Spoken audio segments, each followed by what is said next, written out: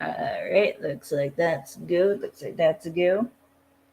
Let me pull it there. Yep. Let me make sure that's not. There we go. Good. Oh, Into it. no, why? 30 seconds. There we go. So we're ready. Okay. Twitter. It's working. Alright, I think we are good. Very good. We're off to a chaotic start. Hey, it wasn't as bad as last time, so I'll take that as a win. Sure. As bad? Hey, last time we were Fucking damn 15 near minutes close late. to We were bad. 2. I'll True. take the 2 over the 15. Oh And yeah. technically, we're not late. We were live on time. True, we are True. fine. But We're ready. the prep, like I had technical difficulties on my end. Yeah, Freaking link wouldn't work, and I was getting pissed. I yeah. had Luckily, I saved Alex's phone. I had Yep. dog issues on my end. The second I sit down with my snack to go live, he starts having zoomies. So to help him chill out, because it's 8 o'clock at night, and make sure he didn't bother us, I had to put him on his leash. Oh yeah, the because that house. calms him down. Okay, let's actually get into this episode. Yeah. Alright. Hello, everyone, and welcome back to another episode of Films and Fandoms with Kaylee. So, I am once again joined by Alex and Cameron, Hi. and today we are going to be talking Leverage, Season 1, Episode 9, The Snow Job, not the stork job, the snow job.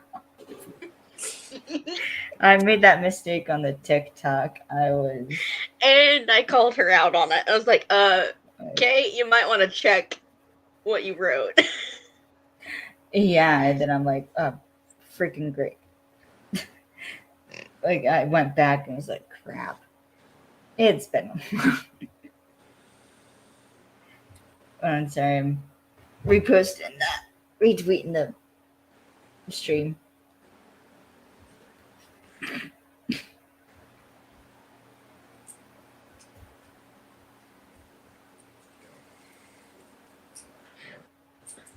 So Sorry.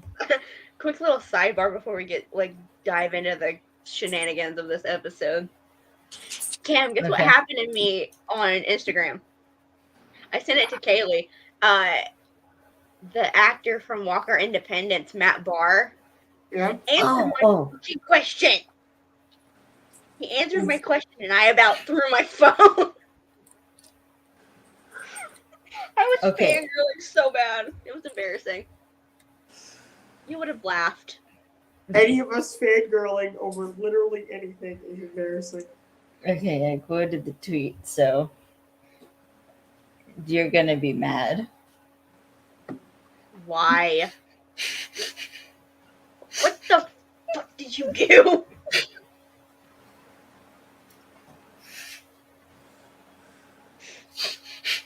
You Okay, I'm checking Twitter. son of a bitch.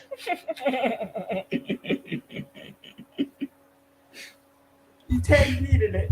I hate you. Why Kaylee, not? I hate you. I had to. Why? You know he has a long-standing invitation. So we want him watching our shenanigans and sharing them on Twitter for other people like Christian to see. Do we really want Christian to see how insane we get about him and his characters? Kind of late now. No. But No. Sorry. I mean, he already thinks that we're insane. I don't need to add more gasoline to that fire. Thank you very much. hey, Alex, if we're gonna go out, we might as well go out with a bang. All right. Sorry about that sidebar. Let's continue on, shall we? All right, so we're going to be talking Leverage, Season 1, Episode 9, The Snow Job. Randy, I'm just opening my snacks. And the a bit of a summary for this episode. Was the team's latest job has them taken on a contracted company run by a corrupt father and his sons who stole the house of a National Guardsman. Things take a turn when Nate's downward spiral due to the nature of the job causes him to complicate the con, putting not only the job at risk but the team as well, and he risks breaking the already uneasy team apart for good. I forgot how broken the team was in the first season. Yeah. Well, they were trying to figure out how to be a team Yeah, because because they're like, all solo acts and what are you drinking Elliot there? stole- What are you drinking there, babe? Applesauce. I was too lazy to get a spoon. And my spoons are right next to my fridge. All right, but yes, going back, this is definitely the episode where it's more obvious that these guys used to be loners. Like they were solo acts. That's said right off the bat at the very first episode. These guys are loners. They don't work well together. Well, they don't want to work together because it like goes against their nature as soloists. They like working together and they're good at working together. To bring up, I don't know why, but this popped into my head right fucking now. But they're all lone wolves. They've never been part of a group. Pack, get it right. I had to. Because I'm sorry. It popped into my head. I'm sorry. No, that is such a good song, though. I know. Christian released a damn full song, please. Dean Devlin told Christian to release a full version of the song. Christian, But yes. Ignore us. Sorry. Ignore crazy, but we want the damn song, please. Ooh. I forgot to do my intro bit. Okay, sorry, I forgot to do my intro bit. I got into the episode, but I forgot to say my intro bit. So, first, thank you to our parent company, navco.org. Our electrical consultants, westpasystems.com. You can support the podcast on Ko-Fi at Films and Fandoms. So, yeah, if you want to buy a coffee, support the podcast, yeah. Okay. Babe, remind me to write you a script for this stuff. Like I would follow it. Well, one of us better. Considering that you want to be an actress, you better follow the damn script. I do. Still follow a damn script, babe. Yeah, I went there. Don't give me that look. And you forget, I used to write music at the age of like 8. I do know how to write.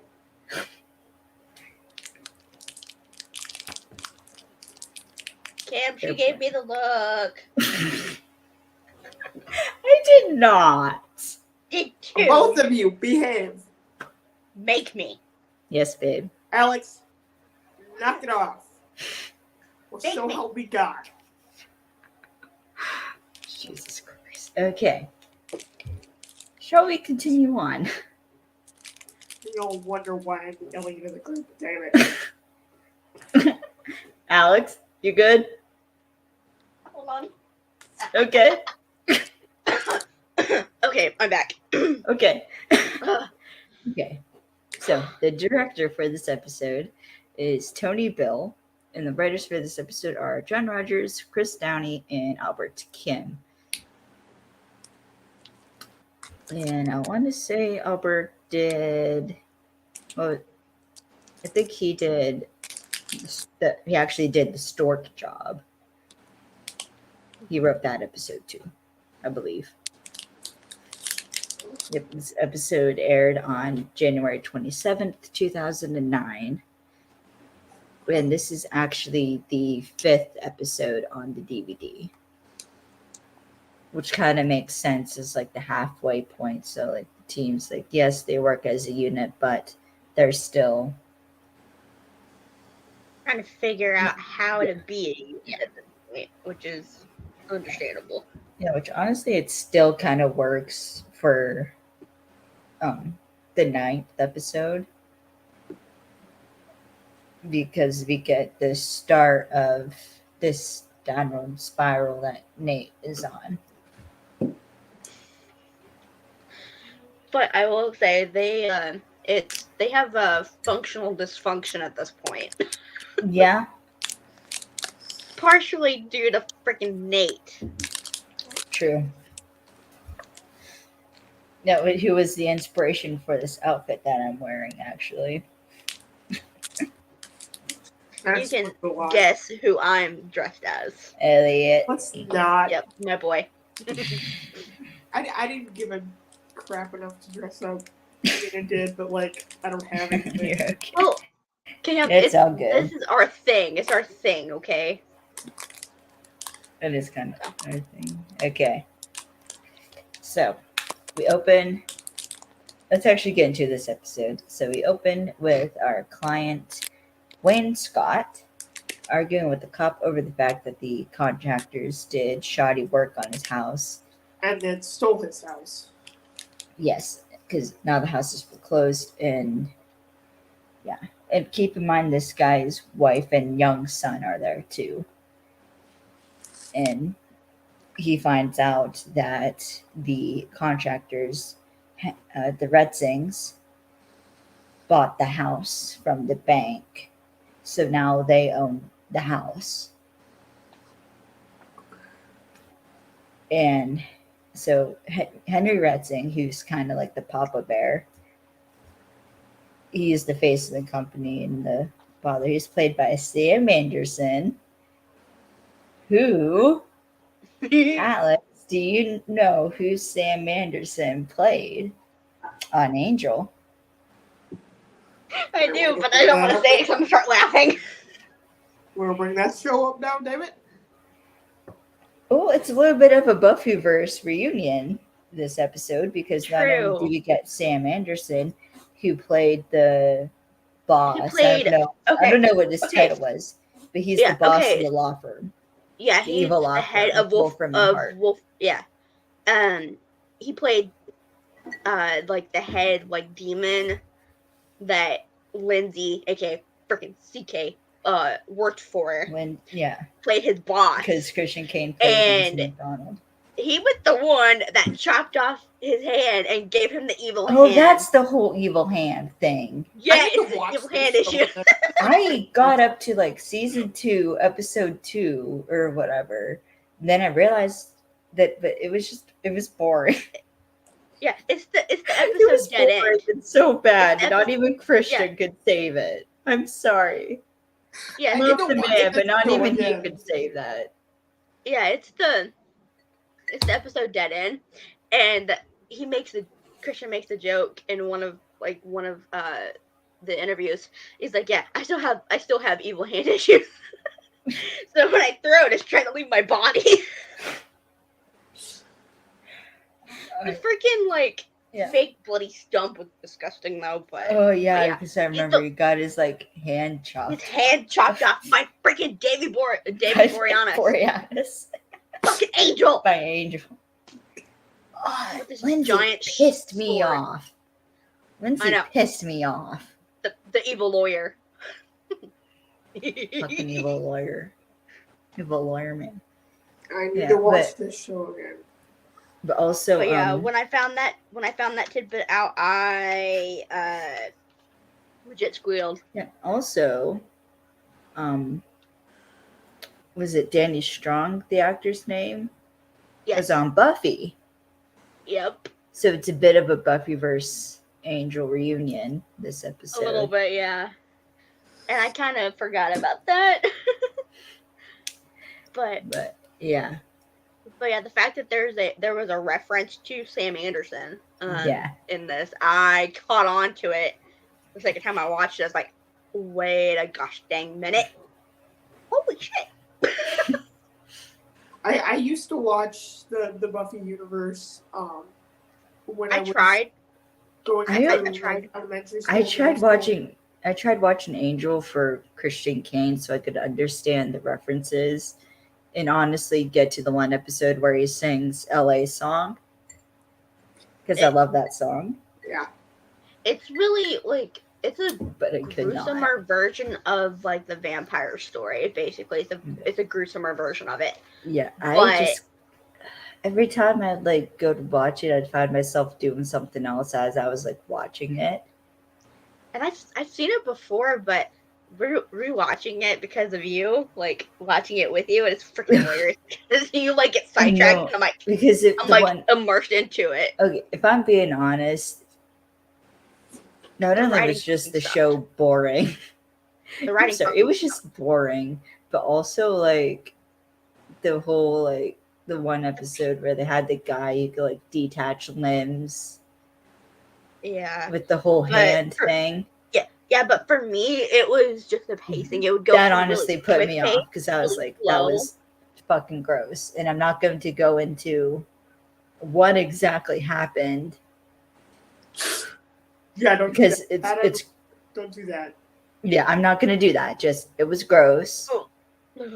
And I would need to add a I trigger warning if I was going to talk about it, so I'm not. Yeah, But I just honestly- had nightmares. But And also, But I the hate fact- Josh Whedon. he sucks. He sucks because he screwed over CK.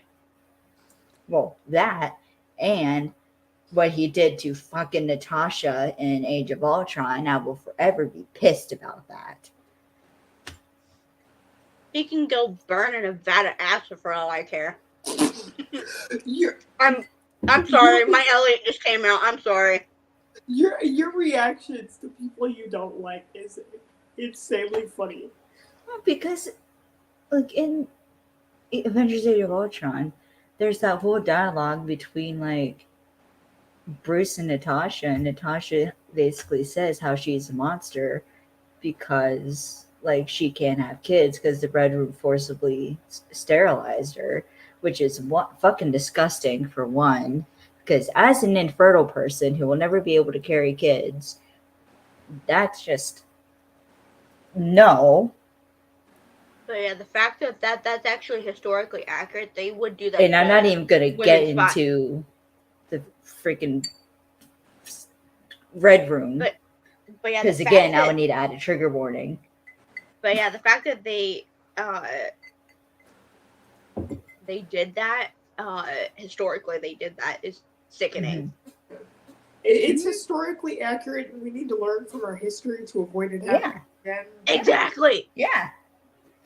Agreed. Yeah. And I'm sure there's multiple sources you can look up if you want to learn more about that. But like, yeah, that was just left a bad taste in my mouth. Yeah, that's why So- the Nuremberg the thing called the Nuremberg Code exists, because of what the fucking Nazis did. And once again, you can Google it because if I Yeah. talk about it, I would need to add a trigger warning.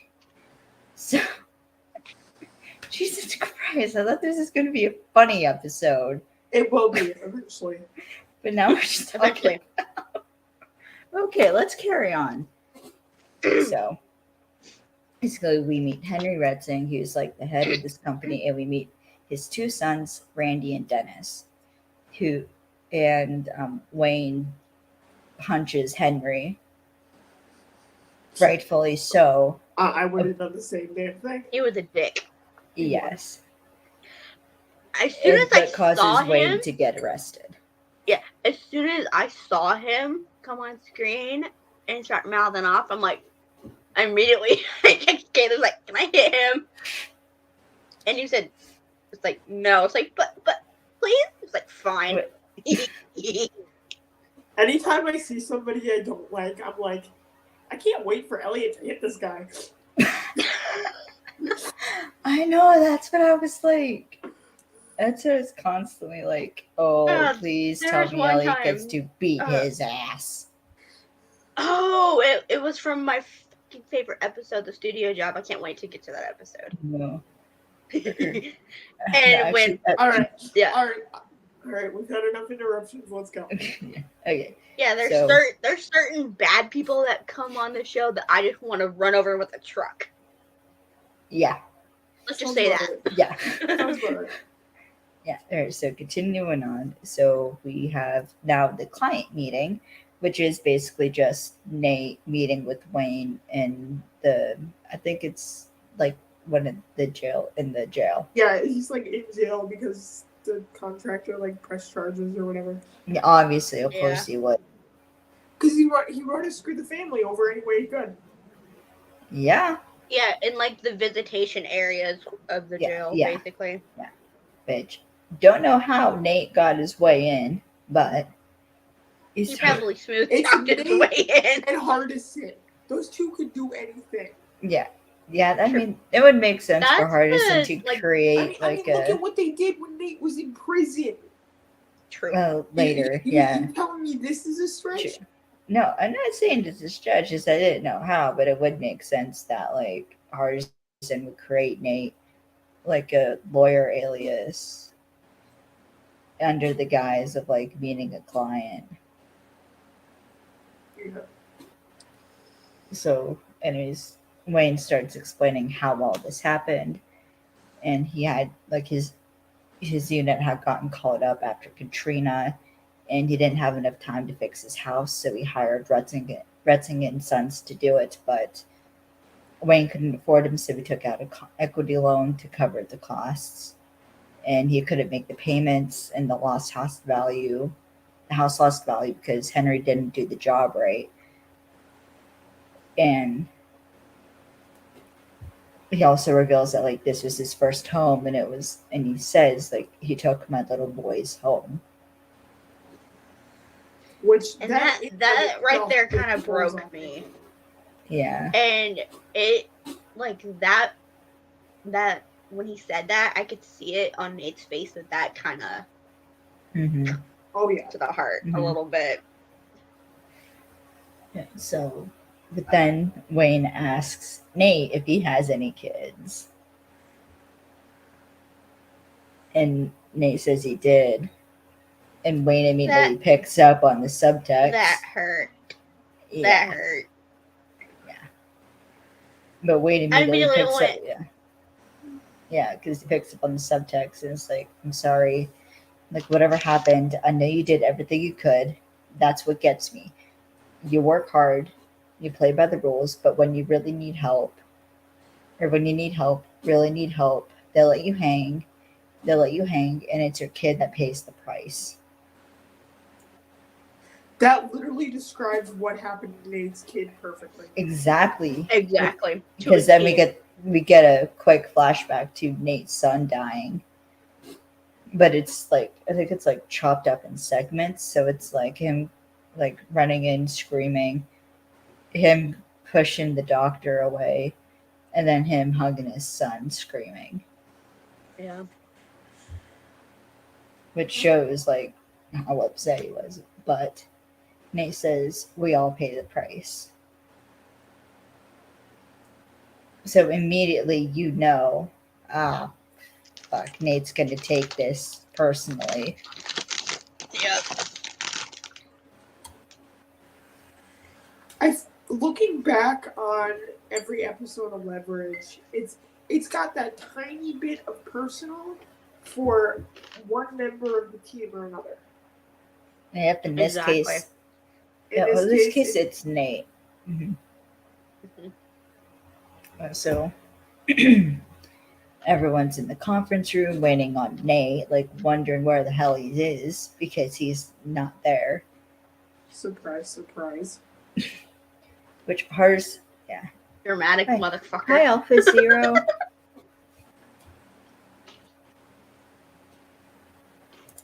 Thank you for tuning in. And they discuss Parker eating fortune cookies for breakfast. Which I thought was funny. I've done that. You beat Alex. What? It's food. It's sugar. It's food. Hey, Okay. I've had ice cream for breakfast, so Same. what's the big deal?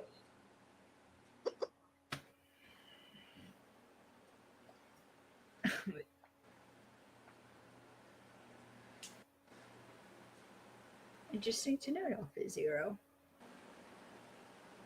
Finish. Okay, so Sorry, I'm getting distracted by the comments. yeah, don't get distracted by the comments. Sorry. It's like, ooh, My shiny. yeah, it is. Ooh, shiny. That's right. The 0. We're just talking about leverage. Wait, by finish? Babe, stay focused. Sorry.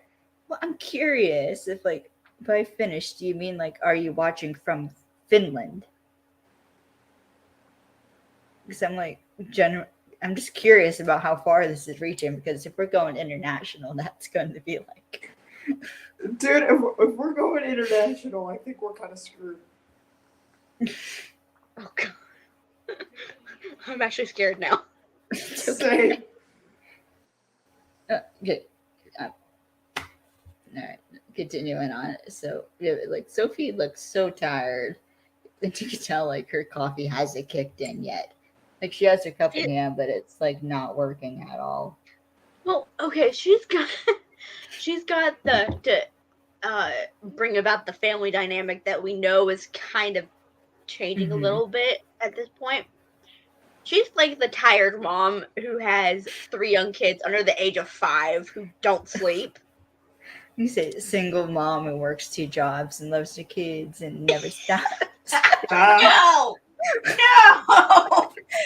You said that and I had to. You beat me by 1 second. 1 second. Oh my god. So, continuing on. So, then Nate walks in. Freaking coffee cup in hand. Dark sunglasses on. Hungover. As all hell. It's very evident that he is very hungry. It's evident by the way he's walking. Yes. And the sunglasses. Yeah.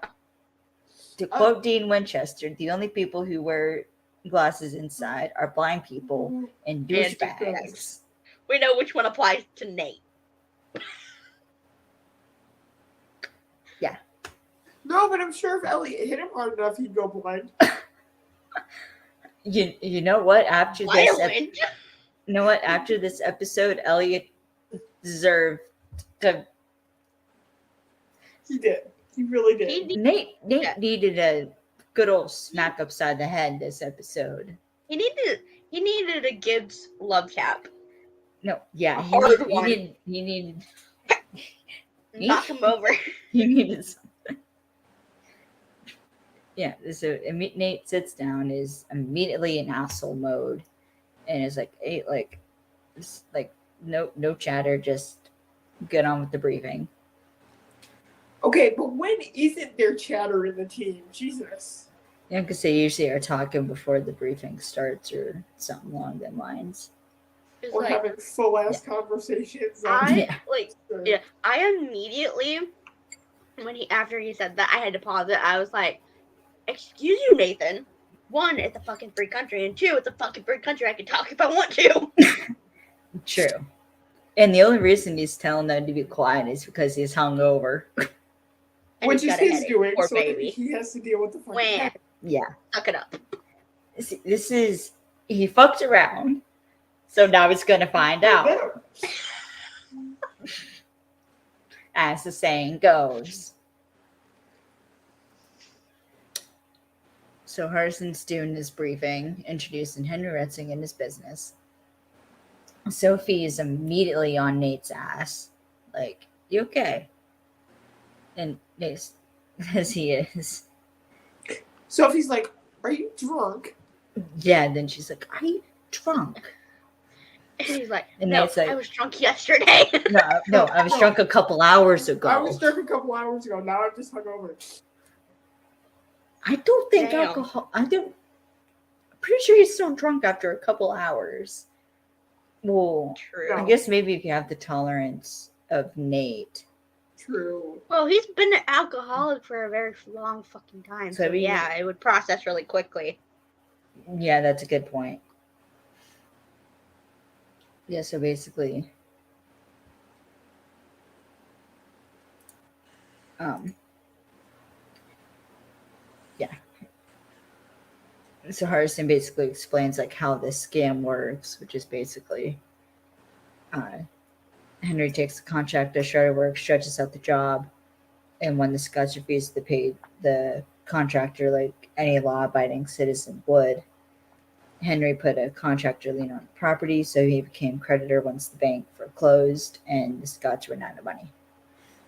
I love how And it's all legal. I love how while Nate and Sophie are having their little conversation about him being drunk, you can still kind of hear Hardison in the background. Yeah, but you can't really make out what he's saying. Yeah, and also Hardison reveals that that the Florida Attorney General's office investigated the Bretzings a few years prior, but they couldn't make anything stick. So the game That's frightening. is get the Scots their house back. Yeah. And Elliot asks for a way in, which Hardison reveals is the Sons in Bretzing and Sons.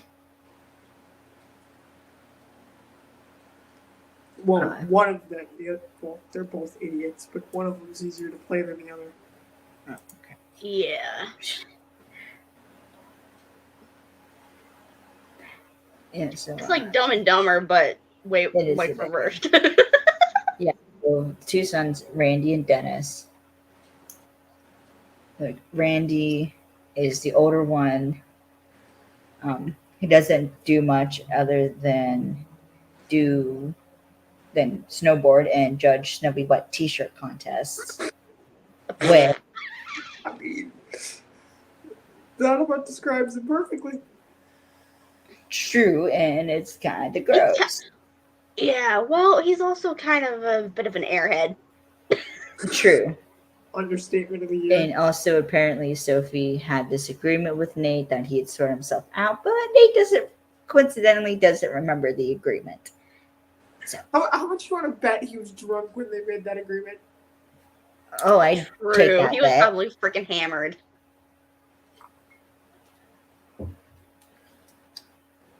And then she kind of mutters like, "Of course you don't."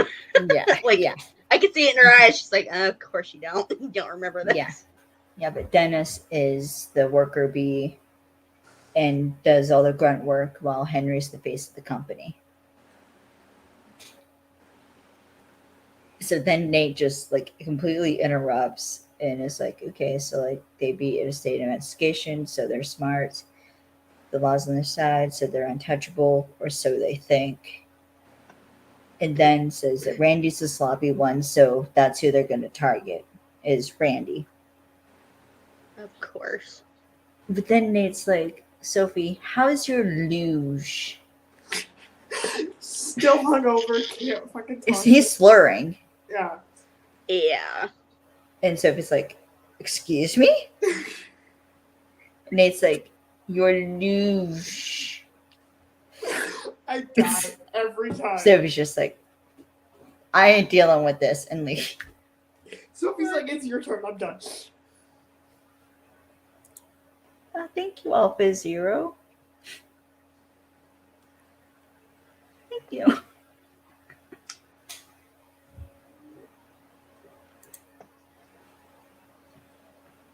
Continuing on. So we go to Aspen, Colorado, at a ski resort, and Sophie sort of is walking by Randy. She's using a German accent, acting like she's talking on the phone to someone about this deal. And so Sophie leaves like this book on like a coffee table, which has like her passport and stuff, so that Randy can check out like her info. And Elliot's in snow gear watching behind and where's Nate? at the bar. Obviously. Yeah, so Nate's sitting at the bar, and as Randy is looking through Sophie's passport, Hardison Hardison backs up her alias online by switching out an actual luge superstar's face with hers.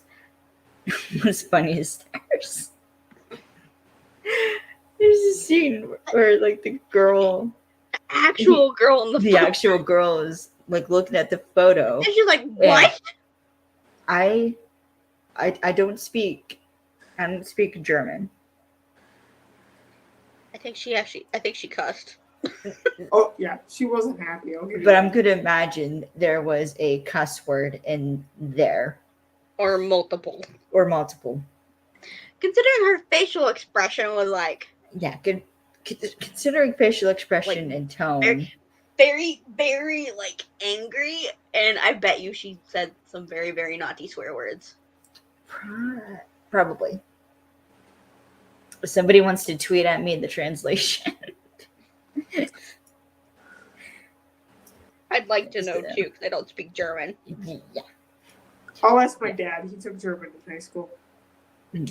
So, yeah. So Randy goes to track Sophie down now that he's confirmed her alias. And Sophie walks up to Nate, who is sitting at the bar, as we said, and she is giving him such a dirty look. Yeah. And Nate's like, it's a bar. I'm blending. Yeah, that's his excuse. And she's like, oh, it, like her Blending. face is like, oh, is that what we're calling it now?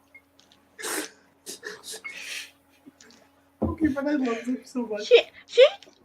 I immediately thought just now, it's like, oh, he's gonna need some ice for that burn. I mean, they are at a ski resort. Oh my god. Nice one. Nice one. Thank you. Oh god, if Dean no, feels Nate. oh god, I'm embarrassed now. Nate is such a dick. I think we figured that out already. I know, but he's even more of a dick this Okay, episode. but tell me if I'm wrong here. He's the dick that you can't help but love. He might be a dick, he might be an asshole, but in the end, you can't help but love him. True. Yeah. Okay, so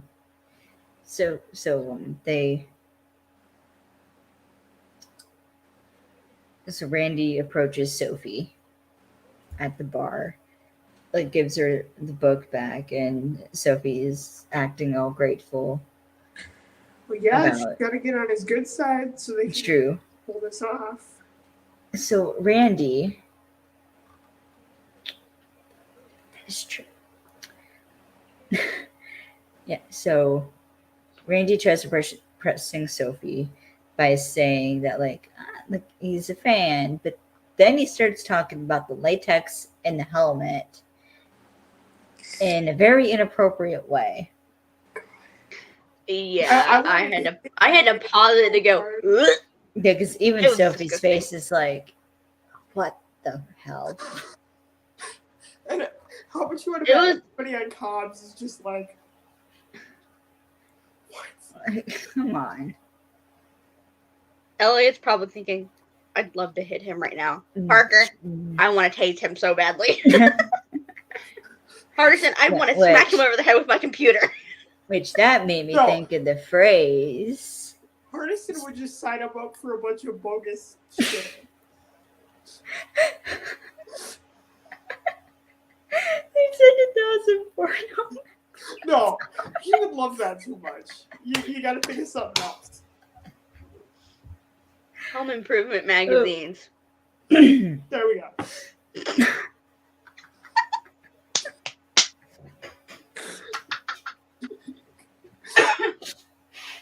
Oh god.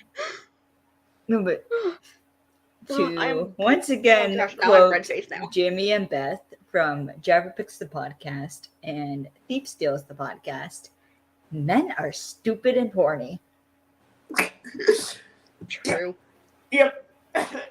All my experience points to that. Yep. So they're like going through the lobby. And continuing on, they're going through the lobby, and Randy's trying to sell Sophie on this idea of like a Burning Man / X Games type event. But Sophie sort of acts unimpressed. Honestly, it is really a stupid idea. It's probably not that hard to act unimpressed. True. But to reel Randy in, she suggests that it could be like a good idea for like this relaunch as her company bought the resort and they're renovating it, and it would be like the perfect relaunch event. So at the bar, Nate's with Hardison and is like trying to give Sophie like tips, though Sophie knows what she's doing.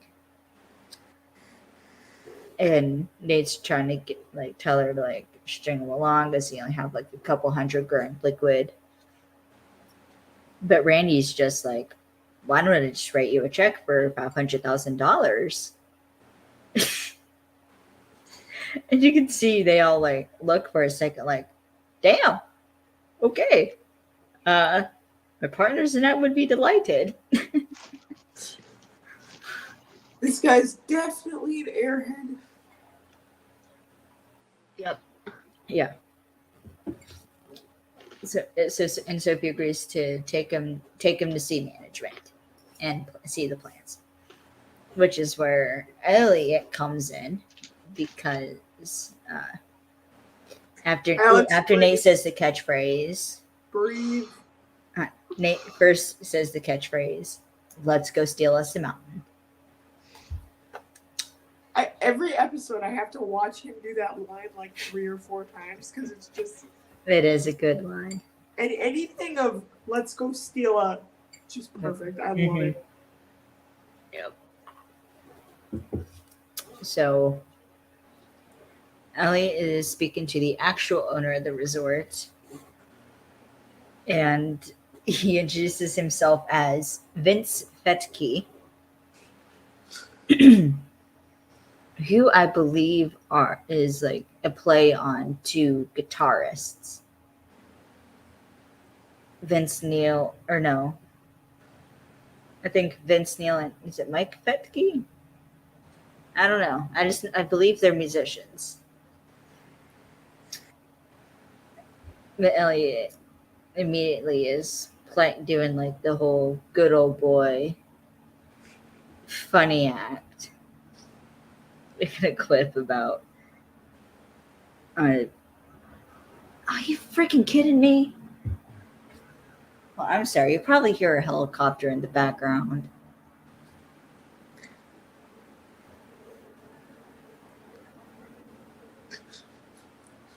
Yep. So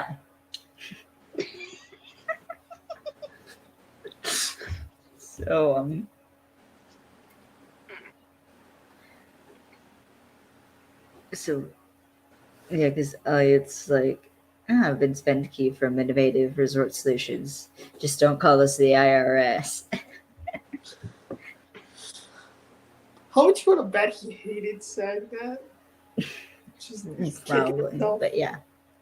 So Hardison hangs the lift.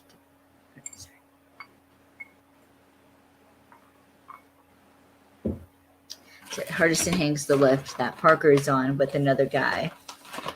And Parker just hangs up the ski lift looking completely unbothered. She literally, she's just like.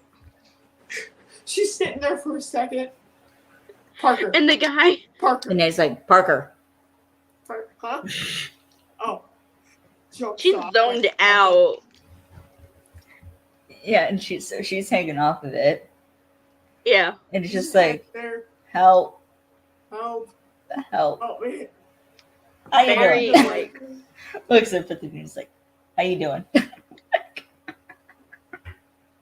Great sell, Parker. Great sell. But And he's just like, jeez. he's like, Like, I am not drunk enough to be dealing with this right now. how drunk would he have to be able to deal with her shenanigans? How drunk would you have to be? Sober. I could deal with her because she's me. I'd have to be drunk. I can't. I don't know how Elliot does it.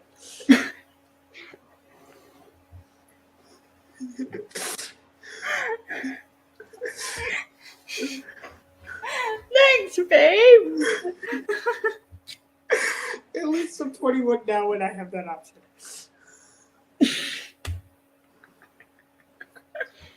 You did not just quote a line from my favorite Bama boy. How dare you?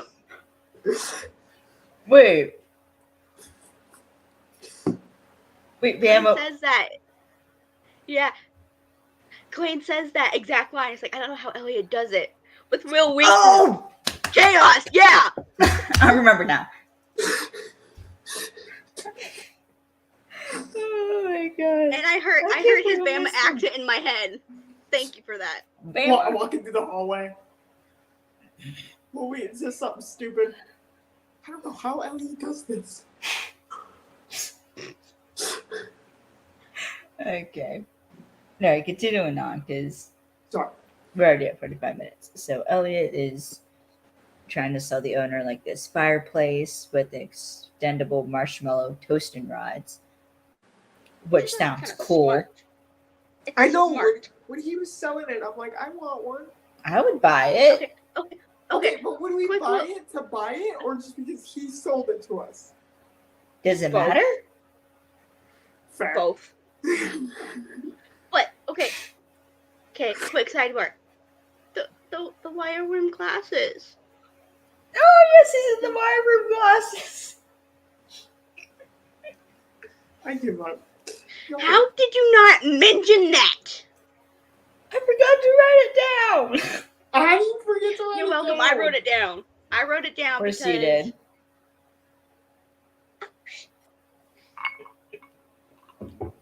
woman, Alright, how so dare you? alright, continuing on. So the owner gets a phone call about Parker hanging from the lift, so he leaves. Elliot goes to work transforming the desk so it, like the office looks like it's his. Adding like pictures and such. And he flips a business plaque. He flips it, sets it on the desk, and sits down.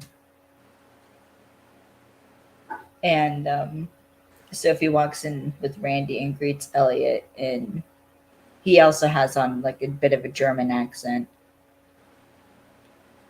And they even like speak German a bit. And given like Elliot's tone when he speaks German, it kind of sounded a bit flirty. A little bit, yeah. Which of course made me But- think of freaking Jake Stone speaking French, like flirting in French with Mabel. Yes. What? Did I wake you up, Mama? Come here. That gets me every freaking time. Come here. But anyways, carrying on. So Sophie introduces Elliot, and Randy just fucking picks Elliot up like he's a rag doll. And Elliot Like you just weigh looks nothing. he just looks like he's looking at Sophie as he's being like hugged and lifted up. He's just like, what do I He's got do? the deer in the headlights look. Poor boy. What do I do? And Elliot's just like, what? Like, are you freaking kidding me? Kind of thing. He's just like, can I punch this guy? I just realized What? Hurley does the same thing in Redemption. Oh my god. Oh my god, he does. He does. Oh my god.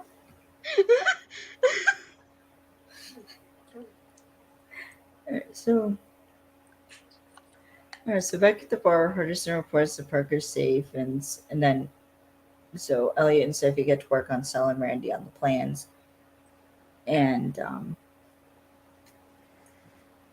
Sophie then like hints for Randy to like write that check, and Hardison's like, "Hey, why can't they all be this easy?" And then Randy reveals they got to go to Miami because his dad has to sign off on the checks. And then Hardison's like, hell, why do they always got to be this hard? Yeah. And Like, jinx much, Hardison? You know better. Yeah, right? yeah, he better. He jinxed it. Could have been perfect, but it bump in the road. But the guy that plays this character, he also played Doyle in Gilmore Girls. Oh, He's used to playing idiot characters. you know what? I'm not surprised because he does it well. And I love it. He plays the lovable idiot, which is incredible. Which I mean, I guess you should have known that like something was going to go wrong because it's like 20 minutes into the episode. I know. Yeah, Yeah, I had a gut feeling. I'm like, this is too smooth. Ah, crap! Yeah. There it is. There's Yeah. the speed bump. Yeah, that's a pretty big speed bump. Then Randy suggests like doing some luge with Sophie, sexualizing the helmet again, and Elliot's kind of like go, but Sophie's like, "I hate you all." That's what her base The is saying. poor girl's uncomfortable. Yes. So they leave, but Elliot actually looks like a little bit pissed as he gets his coat.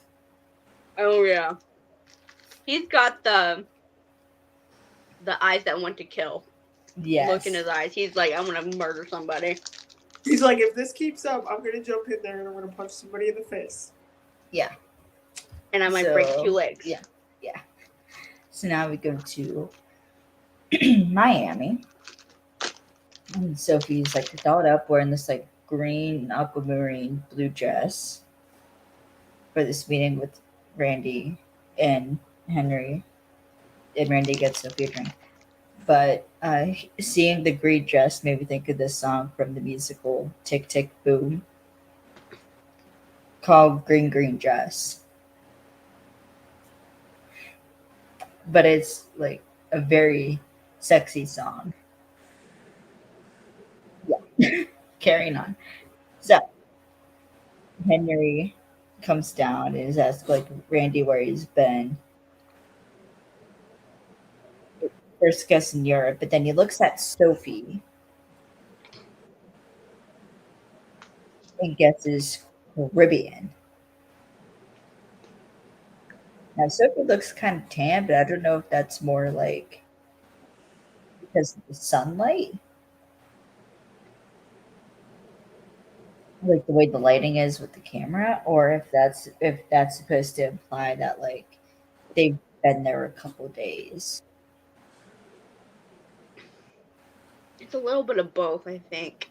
It might be a little bit of both true.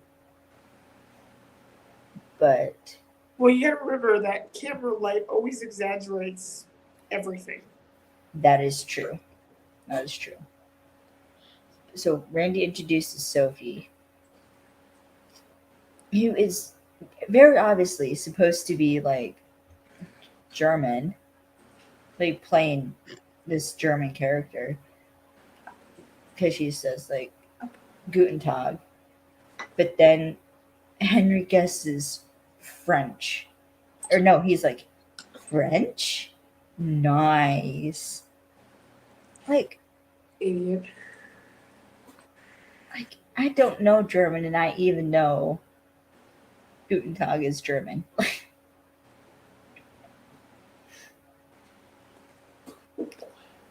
But even Sophie is like, oh, this bitch. She is not having a good time this episode at all. No, she doesn't like it. No. She has to deal with gross men and freaking man-child Nate. She has to deal with man-child Nate pretty much all the fucking time, so that's nothing That's new. true. Yeah, but that added to what these guys are doing, that's a lot. Yeah. That even made me want to throw up. Mm-hmm. Yes. Yeah.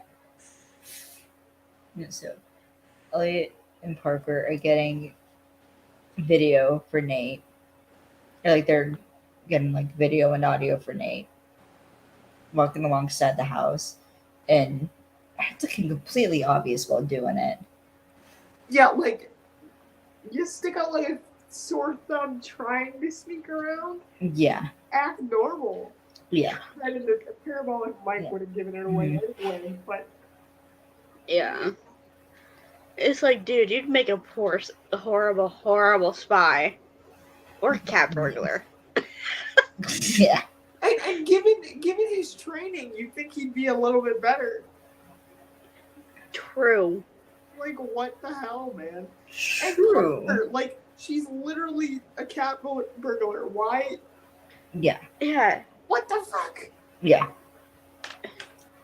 And so, but as they're walking, there's some feedback in the comms. So, back inside, Randy is selling this idea to Henry as they're like sitting on couches in their big mansion. Okay. Before you go too much into my favorite part. Okay. Back in the office that Elliot was in, Mm-hmm. what was on the desk? What chocolate was on the desk? Oh, frick. Wait, what? Toblerone. Yes. Oh, Blue Actual Swiss chocolate. And when he whipped it out, he did the spinny thing and set it on the desk. I love that part. Anything. Yep. Actually, I had to do write have that down. Chocolate. I wrote that down because I saw it. I was like, oh, Toblerone. I know. I'm like, every time I watch it, I'm like, I want some. Me too. It's so But I can't good. freaking My find local it Dylan's anywhere. has it. Mm. My local Dylan's has it, and it's so good. Even the little baby ones, they're so tiny. They're like this big. I need to find me some. Are continuing on. So Randy is selling this idea to Henry. And Henry's basically saying he's down. But during this, Randy puts his hand on like Sophie's thigh. Ugh. And you can see her look down at the hand. I want to Like, stab, I stab, get it. stab, stab. I want to stab. A fork or taser? I want to stab him. Fork or taser? But you can see she's like, what the Fork. fuck? I would go fork too. I want you to take a fork and stab it into his hand. Would we take turns so they can't pin it on any one of us? Yep, I do one blow, pull it out, hand it to you, and then like walk away.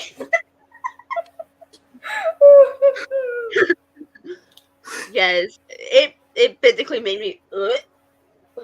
Yeah. But I think that Hey, remember, rule And number 7. I wanted to break his fingers one by one. Yeah. That's Elliot coming out of me. I am very violent right now. Yeah.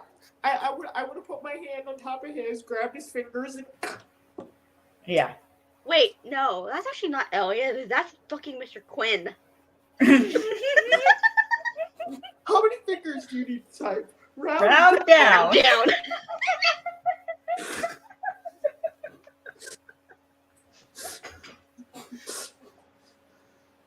Oh my god. Alright. Right so, now I'm shaking. Breathe. Okay. You're getting a little too I can't. excited. You're okay. Too late. You said my favorite line from my favorite freaking episode. Alright, let's carry on. So then Dennis walks in, acting pissy as he sits down. Fucking man-child toddler. Yeah. Yeah. And he's like, Sophie's trying to sell Henry on like this idea. Nate gets more feedback on the comms. And the signal is dirty over where Parker and Elliot are at. So And Elliot, poor Elliot, he winces and touches his ear, and I felt bad for him. yeah. Heck, it's like that. It's like amplified. Hurts. I know what Mike feedback sounds My like. It hurts. feedback freaking hurts. Parker just. Yeah. Little to no reaction. But Hardison finds out the signal's not being blocked. Just the transmission's not getting to Sophie. So Sophie's now flying blind. She's by Yeah, but you herself, gotta pretty remember, much, kind all of. these guys used to work solo. She knows how to get out of a tough situation by herself. True. And But because they had having the it come briefing- out, But here's the thing: having it come out of nowhere like that with little to no preparation, she's gonna have some problems. Yeah. Right. Yeah. And you can see she kind of does, like, she's trying to, like, hide the fact that she's, like, messing with the comm. Being, like... She's making it seem like she's got a bit of a headache and she's leaning on her ear. Or, like, an a little earache bit. or something. Yeah. But you can tell she's like, why am I not hearing anything? Yeah, because the team never shuts up. Somebody is always talking. Yeah, someone's always talking, exactly. So Nate wants Elliot to plant a booster, so Elliot boosts Parker up to the second floor. My favorite part of that whole thing was the fact that she just throws herself out the window. Yeah, because, like, Elliot kind of, like, he gets down. She, like, steps in it, like, cups his hands. She steps in his hand. And he literally throws her up in the air. Throws her up, yeah. How much you want to bet that's not the first time she's had to do that? Oh, She's done it totally before. not the first time. I can just Totally tell. not the first time. But quick little sidebar. That would be fun to get to be able to jump up and be tossed up like that. Oh, hell no. That would be fun. That would be fun. But Fucking Christian Kane. that would be fun. Mm-mm. Imagine that split second up there right before you come back down. Mm-mm. I would be screaming all the way down and be like, God, please let Christian catch me. Please let him catch me. Nobody dies. Mm-mm. I don't like heights. Mm-mm. I'm more scared of confined spaces. No. I'm more scared of confined spaces, Vince, than I am of heights. I'm not scared of heights. I am.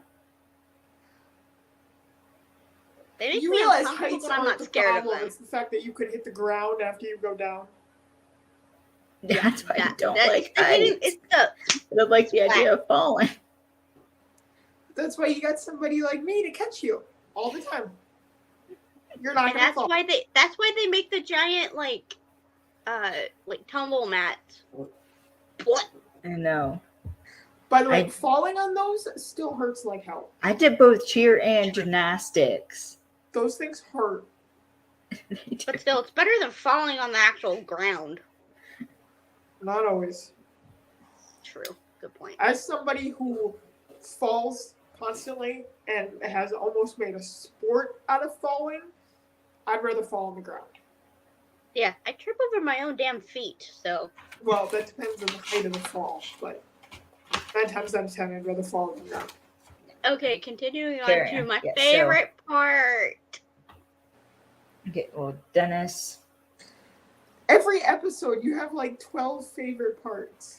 Right, so I know, but Dennis, this one's specifically for a certain reason. So Dennis is skeptical of this whole idea, but Henry tells him to write the check, and it's very clear who the favorite son is. Clearly. It's Randy. So Sophie goes with Dennis to get the check. And Parker's making her way inside the office. So because Sophie knows that, like, someone's, like, planting something, she's purposefully, like, going slow up the steps.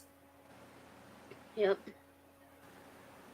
To give Parker a chance to finish. Get out. Yeah. Yeah, because Nate tells Parker that Sophie's heading to the second floor with Dennis, so gotta move on. But wait, how does if comms aren't working, how does Sophie know that Parker's doing that? Well, I think what she is assuming is, like, something happened with the comms, and that someone is dealing with it, either Hardison or. I mean, yeah, she's smart enough to figure it out, but like when you're watching it, it's just like. And she does know the team well enough to know that, like, okay, I don't have comms. They're gonna anymore. They're which gonna means figure something out a way. happened. Yeah, they're gonna figure out a way for information to get figured out at this point. Yeah.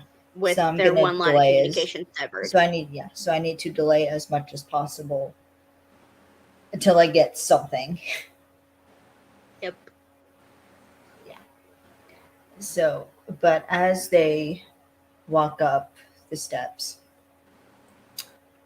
Dennis is implying that he thinks Sophie is sleeping with Randy. But Sophie shuts that shit down quickly. She's like, she makes her own choices. And of course, as she's walking up the steps, Dennis very obviously is checking out her ass. Yep. He's not even trying to fucking hide it. He ain't even hiding it. He's a fucking pig. I don't know what's worse, a guy that tries to hide it or a guy that makes it painfully fucking obvious. The guy that makes it painfully fucking obvious. I'd rather they try to hide it. Yeah, because at least and not be so obvious about it. Like, there's a little bit of like respect there if like you're trying to hide it. Treating the woman like an actual woman and not like a fucking object. Yeah. As like, this sleazebag is doing. Freaking obvious. Like, yeah. No. Ugh.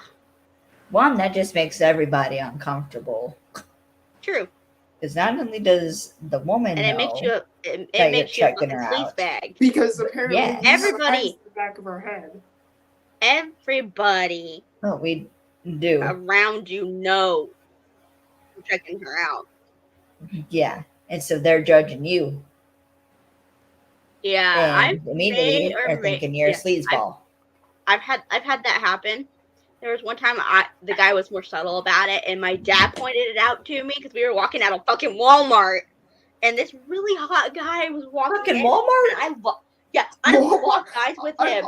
I locked eyes with him, and I smiled, and he smiled at me too, and I checked him out, and then he's like, he checked you. My dad looked over his shoulder back at him, at the guy, and the guy apparently did this and checked me out, and he's like, that kid just checked you out. I'm like, really? He's like, yeah, he did. I'm like,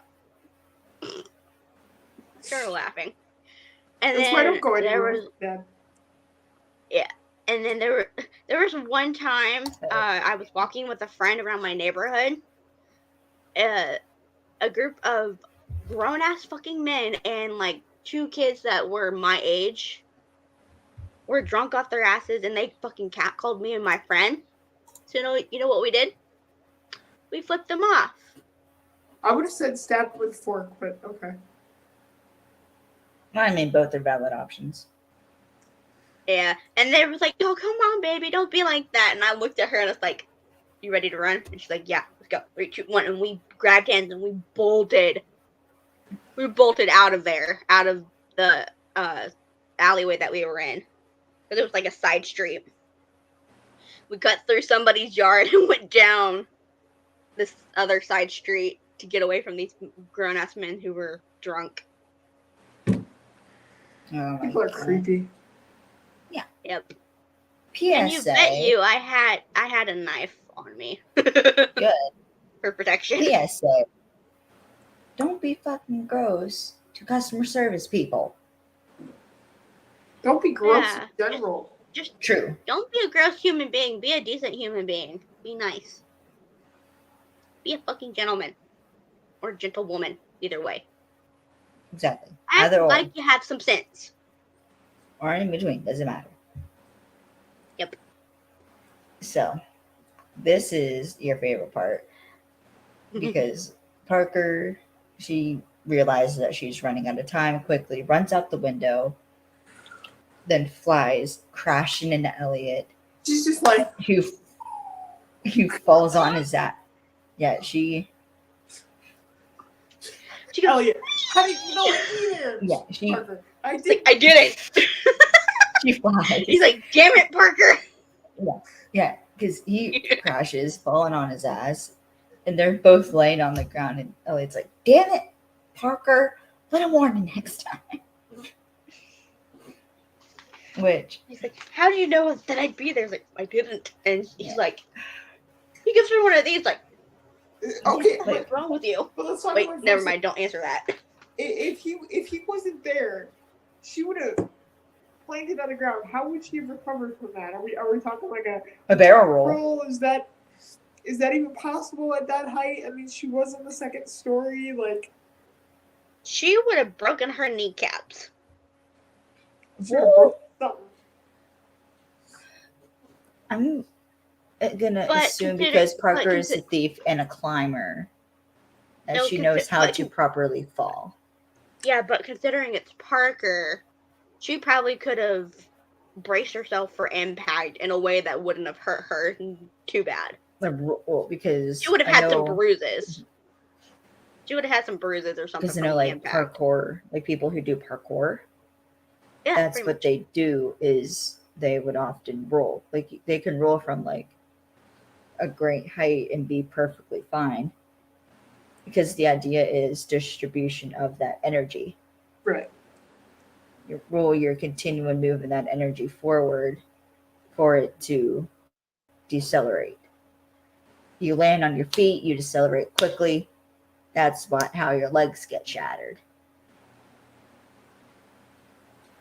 Which is why when you dive in a pool from a great height, they go straight down like a pencil and then curve at the bottom because it acts like a hook, breaking them up, decelerating them quickly. Yeah, and it kind of cuts through the water, and they don't have their hands like this. They have it kind of pointed like that with their there's thumbs a way to do interlocked, it. to where it's basically like a bird beak cutting through the water as they go down. Yeah. Minimizing the injuries. Physics lesson with Kaylee. Minimizing the injuries to your body. Yeah, but that I'm assuming is Parker would know that, so I'm assuming she would have been fine had Elliot not been there. Yep. But this is also the start to the beautiful relationship between Parker and Elliot. Like, because there's something special about Parker and Elliot. And it gets more like later, but like that particular, because like Parker it's trusted cute. Elliot enough to know that he would be there. Even though they both know that she would have been fine if he wasn't, he was still there. And she trusted that he'd still be there to catch her. Yep. And apparently Beth re-scrapped a lot of her own stunts. I'm not surprised. Yeah, so continuing on. So Parker and Elliot go back to the car and Elliot checks if the booster is working. And it is. So Dennis sends the check and goes to hands it to Sophie, but he's being a dick and is like trying to undermine Randy. And like, but he still has that implication that like she's sleeping with Randy. Because he's like, one of the things Sophie is like, is that someone you want to get into bed with? Just right to the point, huh, man? It is the best red bunnies. Yeah. But Sophie again shuts that down real quick and is like, if you're talking business, like I'm open to opportunity. But on a personal level, I prefer a man who knows what it means to be in control. And at that point, she knows Nate's listening. Yeah, at this point she had to know Nate's listening. Nate's And just Sophie, sitting there like, which my first reaction was, Sophie! I mean, it is my lessons. But there's a deleted scene. My brain, when she said that, immediately went, damn it, Sophie! Projecting on the con. You can't keep having this conversation, Sophie. okay, but she's not the only one that projects under the con. Fair enough. But there's a deleted scene that's in the DVD extras. It's before It's before. It's like when Parker and Elliot are at the car. Parker asks Parker says like, how does she do it? And Elliot's like, you never done the wank and the shimmy before. Fucking Elliot. I watched that part. Then we get a flashback On- of oh, Parker on a con. I was laughing so hard. Parker on the con, It was the Mark. embarrassing. Mark buys her a drink and she does like the wink and the shimmy. Mark grabs her thigh. Parker breaks his fingers. Just Good. Hits him in the gut with the briefcase and then leaves. But she trips on her heels as she leaves.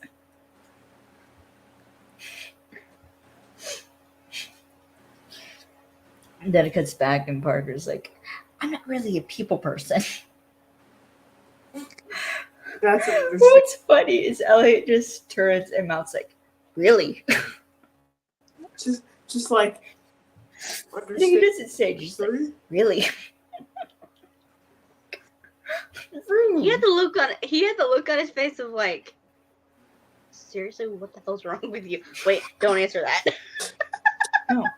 Just No, like, what did I text you, Alex, when I sent you the video, when I sent you the YouTube video of the deleted scenes? I don't even remember. No, because one of the things I had texted you was, but Elliot was like you've never done the wink and the shimmy before, and you were like, Elliot totally is like, you're like, Elliot has totally done that, and I was like, yeah, that's why he got the shit beat out of him in the stork job.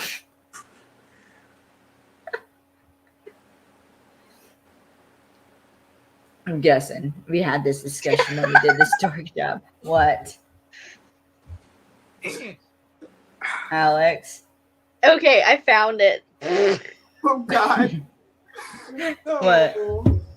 I had the quote. I was like, and I was like, sir, in all capitals, don't do that. Which you replied, he's like, he has, and that's why he got his ass kicked in the stork job. Yeah, Elliot got his ass Sorry, beat. how else do you explain Elliot saying, how was I supposed to know it was a lesbian bar? Because either he was flirting with somebody else's woman and got his ass beat for it. By either, That's when the man or the woman. fucking Who CK cares? like Or he got beat up by a fucking lesbian. Oklahoma. Or he got beat up by a lesbian. Which is even funnier. Okay, why did that? Okay. But I'm gonna cut him a little slack here because we all know Elliot doesn't hit people who don't deserve it. True. So he just But, let okay, himself okay. get beat. Okay, hold on. When you brought up the bit where he's got the cut on his face, Mm-hmm. I immediately started laughing because of the implications that were Oh my said. God. The fucking Oklahoma. Alex. And I might have almost pulled a fucking Oklahoma at work today. Oh my God. Well, actually, hold on. I'm just gonna leave it at that. I know that's a story I have said that is associated, but I think the first time it was actually used was on John Rogers' blog for the Long Way Down job. Yep. Because there was a stunt where Elliot and Parker fall down a crevasse, and it was like a 14-foot drop, so they had stunt people do it for insurance reasons. And in the blog, John Rogers says how Christian Kane was like off to the side, muttering to himself, "It's only 14 feet." Like Only? pissed. Only? He was grumpy and being a child He was he could not mad. get out of a 14-foot hole. Yeah, he was like, oh, come on. And then that's where it was like, fucking Oklahoma. In all caps. So that's where I fine. think the term was first used, but that's the story. He's like 14 feet. But yeah. So continuing on. So Dennis hands over the check. But then like Dennis does his evil speech of evil, Yeah. revealing it was his idea for the scam, and it's much bigger than the team thought at over 400 homes. And my brain immediately went, it's like, what now? Huh? Yeah, at over How 400 many? homes. Mm-hmm. Yeah, right. Like what it was like tornadoes in Oklahoma, Katrina, wildfires or Hurricane. something. No, it was hurricanes in Florida. Yeah, hurricanes in Tornadoes in Florida, Oklahoma. tornadoes in Oklahoma. What? I And feel like wildfires in California. wildfires. Yeah. And When he so said the tornado. Nate tell Sophie to not rip up or to not take the check, or to rip up the check, and the trio that pained her. are immediately like, her so much. "What? Like, excuse me?" What the fuck you talking about, man? And What? Sophie's sitting there like, "What the fuck do I do? Like, I'm getting two different inputs here." She's like, I want it, but the voice in my Yeah, head is saying no. Yeah, she's getting two. She's getting two different inputs here. So she's like, And you can what kind do of see that on her face too. yeah, for a which split second, Dennis it's like- notices and thinks it's Sophie being like squeamish. Because it's like, oh, like don't tell me like you're squeamish about this. Like, it's perfectly legal. I just found a loophole. So Nate repeats, Sophie, don't take the money. So Sophie rips up the check, and Nate gives her the cue to tell Dennis that she has an even better business opportunity for him. And it's not something she would ever present to Randy. So, which Dennis kind of takes a bit of the bait. So Elliot immediately is on Nate like, what are you doing? And Nate's like, we're gonna take the whole company.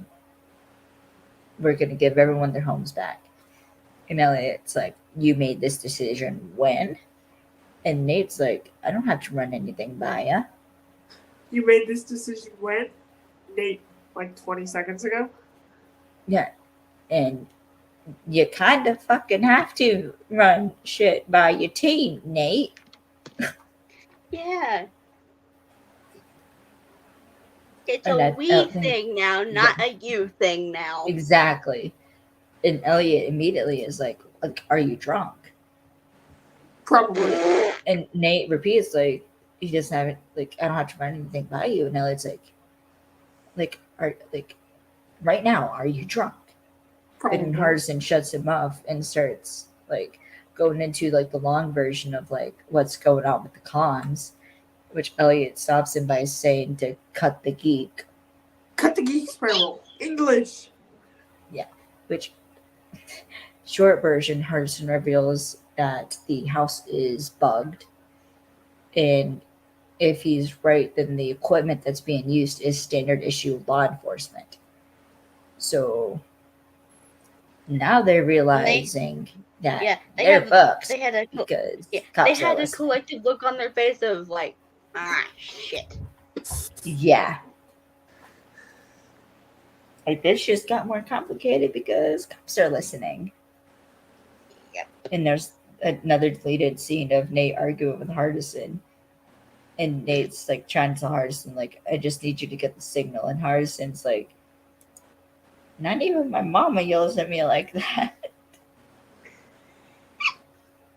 Hardison and his mom just. Nana. I want Nana. Nana.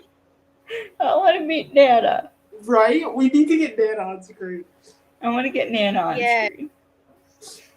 Yeah, so they're now all back at the hotel room.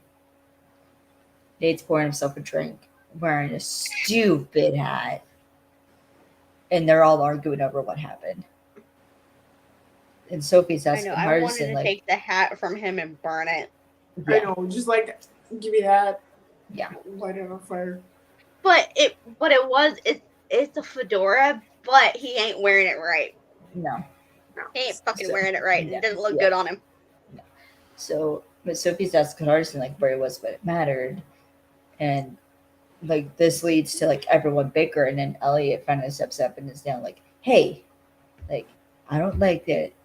I don't like this. Cops mean too many variables." And they start like And continuing. he's starting to get pissed, Yeah, and his Okie accent comes out, and it's kind of hot. yeah, yeah. Yeah, because Sophie like asked Nate like what is he gonna tell the Scots, which Elliot's like he doesn't know. Yeah, and Hardison and Parker both echoed their disappointments, reminding Nate that like he said they do this to a client. Nate, who is clearly drunk, slurring his words and like not that has no volume control whatsoever,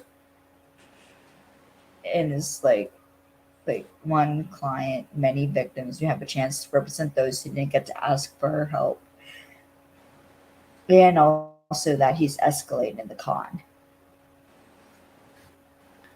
So everyone has a guess ranging from like London's Bank, Geneva Pasta Doble, and Elliot guesses apple pie, which he says is like the cherry pie, but with lifeguards. Which the first thing I thought of when I heard cherry pie was the song by Warrant. The song. Do you know the song? Thanks to Dean Winchester. Yep. So And a certain dream sequence. yes, I know exactly what you're talking about. That. God. Talk about heaven and hell. All right. So. Yeah, so Nate explains that the con they're doing is Glengarry Death. And it's like a mutual fund, but instead of stocks, you invest in death. And as he leaves, the Parker's like, is it just me or is he getting creepier? Which, yes. But then the team look at her like, you really want an answer to that? Yeah, it's just like, I don't think you want the answer to that, hun. No.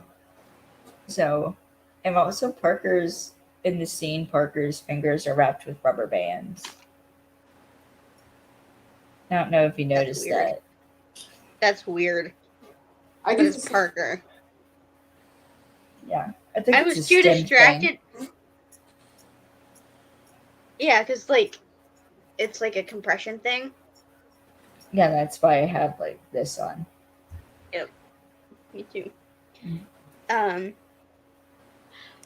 But my favorite part of when they're in the like little hotel room and they're scolding Nate basically, and freaking Elliot, he steps close to him, and the person to get in between them is Sophie, and they're like this close. And that bit's later. I know, but oh yeah. When DK gets mad, he's playing. Yeah, when he's playing a mad character, the draw comes out more, and it's cute. Yeah. It's cute. It's not angry. It's cute. I love how Sophie like trusts herself and trusts Elliot enough to be able to step between him and Nate. Yeah. And know that she's not gonna get hurt. Yeah. Right. Well, she knows that Elliot won't hurt her. Yeah. Well, and that's also Elliot. Yeah. All right. No, that conversation we'll have when we get to that scene. But there's another deleted scene of this is actually kind of an interesting scene, which is why I added it. There's a deleted scene where, because they're about to go to, I want to say it's the Red Sings McMansion, and it's Nate and Sophie are walking outside of the house, and they're walking to like go inside. And Sophie's asks Nate, like, "Are you sure about this?" And Nate's like, like, like, you, like, do you think you shouldn't have written up that check? And Sophie's like, "That's not what I'm talking about. Like, I trust you." And Nate says that Wayne Scott just wanted to take care of his family, and when he needed the Redsings, they screwed him, and it pisses him off. Sophie says it wasn't Wayne's fault, and he doesn't have to carry that burden alone. That's when they go in. Now, this conversation is interesting, and I'm assuming the scene was probably cut for time, but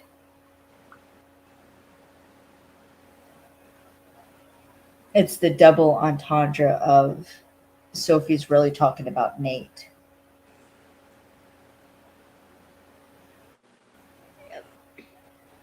And in the season 1 finale, this conversation kind of does happen between Nate and Maggie.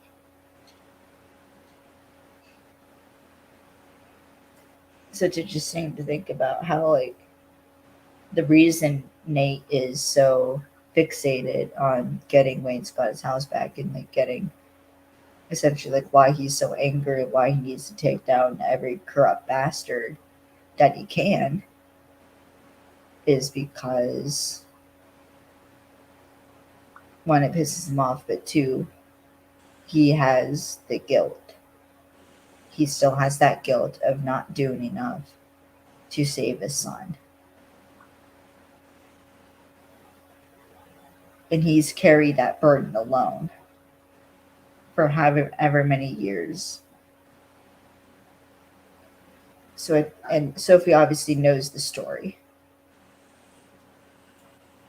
because I'm assuming, well, we do find out that she knows, but, well, a lot of people know, so it's not that far of an assumption to assume that Sophie didn't know, or that Sophie doesn't know, or that Sophie does know.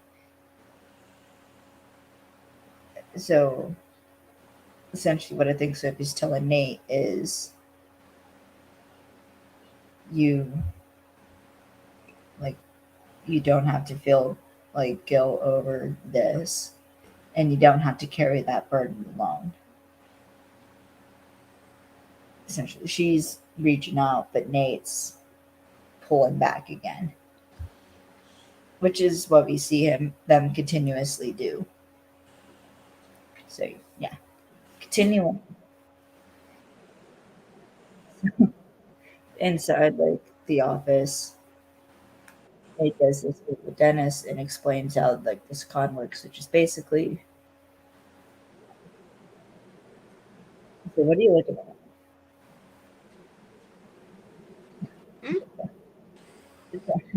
I just didn't know what you were looking at. I'm just playing on my phone. Yeah, so Getting tired. Playing active so I can focus. Yeah, so basically how this works is, you get like, if you get diagnosed with a fatal disease, you want to make your last day special, but treatments wipe out your bank account, but you have this insurance policy that's just sitting there not doing anything. So what Nate's saying his company does is buy the policy, and the victims like get a chunk of the change now, and then the company gets the payout post-mortem. And Nate's just going by his actual name and old occupation, which, I mean, I guess that's the easiest thing to do. Yep. And Nate's got a list, and he's using this list to try to get Dennis to buy into this thing, and he's acting like such a dick. So he's acting normal. True. But the thing is, Dennis is not biting because it's risky. So, You could but you could kind of Dennis, see the doubt on his face yeah, of like, he's should I like do this? barely, he's barely Yeah, in. the gears are turning in his mind. He's like, I don't know if I Mhm. should do this or not. Yeah. So Dennis does eventually bite and agrees for $10,000 to buy in, but he wants like an independent confirmation from a doctor of his choosing.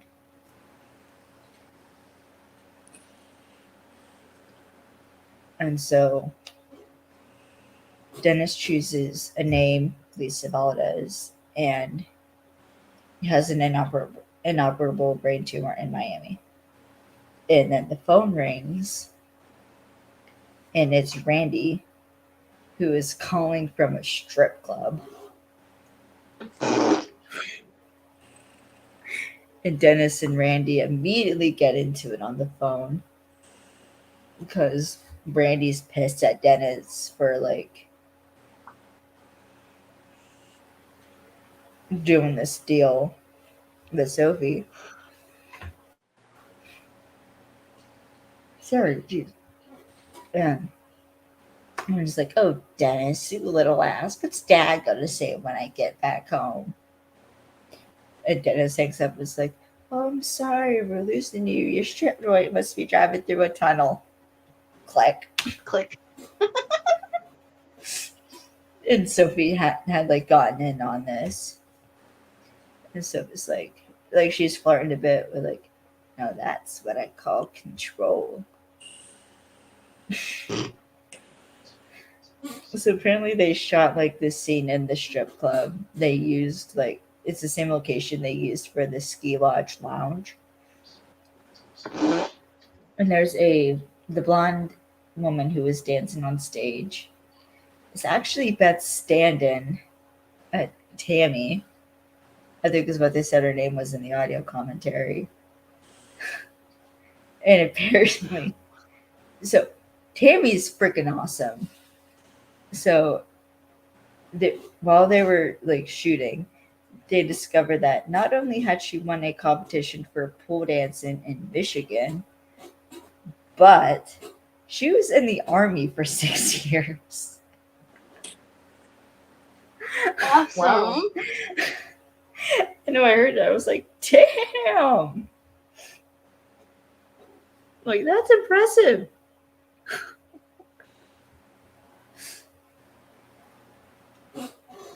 So now it's nighttime, and this pisses me off. Nate's drinking and driving. Which we all know is horrible. Yes. Yep. He's I'm like a not even freaking bothering to cowboy hide it because flask. he's drinking from a flask, yeah. But he gets pulled over.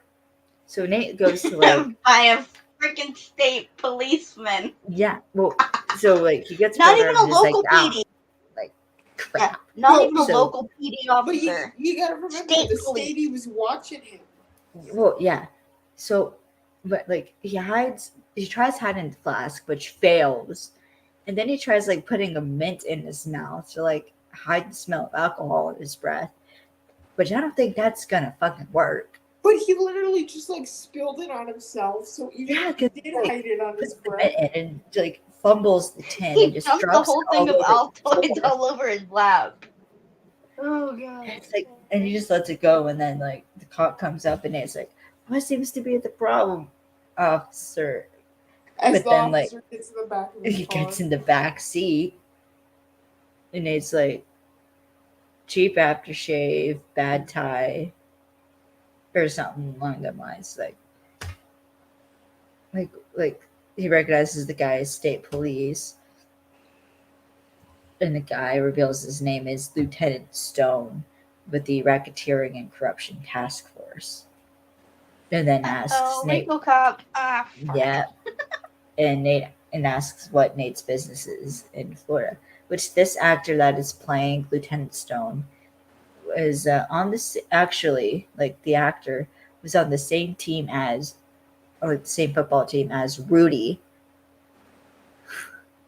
from like that movie, like Rudy from the movie. Never heard of it. And also played ice hockey with Dean Devlin for 15 years. So, yeah. So then Nate, of course, gets in smartass mode, and it's like, I like the outlet malls. But Stone's like, we know you just came from a meeting with Dennis Retzing, and like, why is an insurance guy making a deal with that family? And then Nate puts like two together, and is like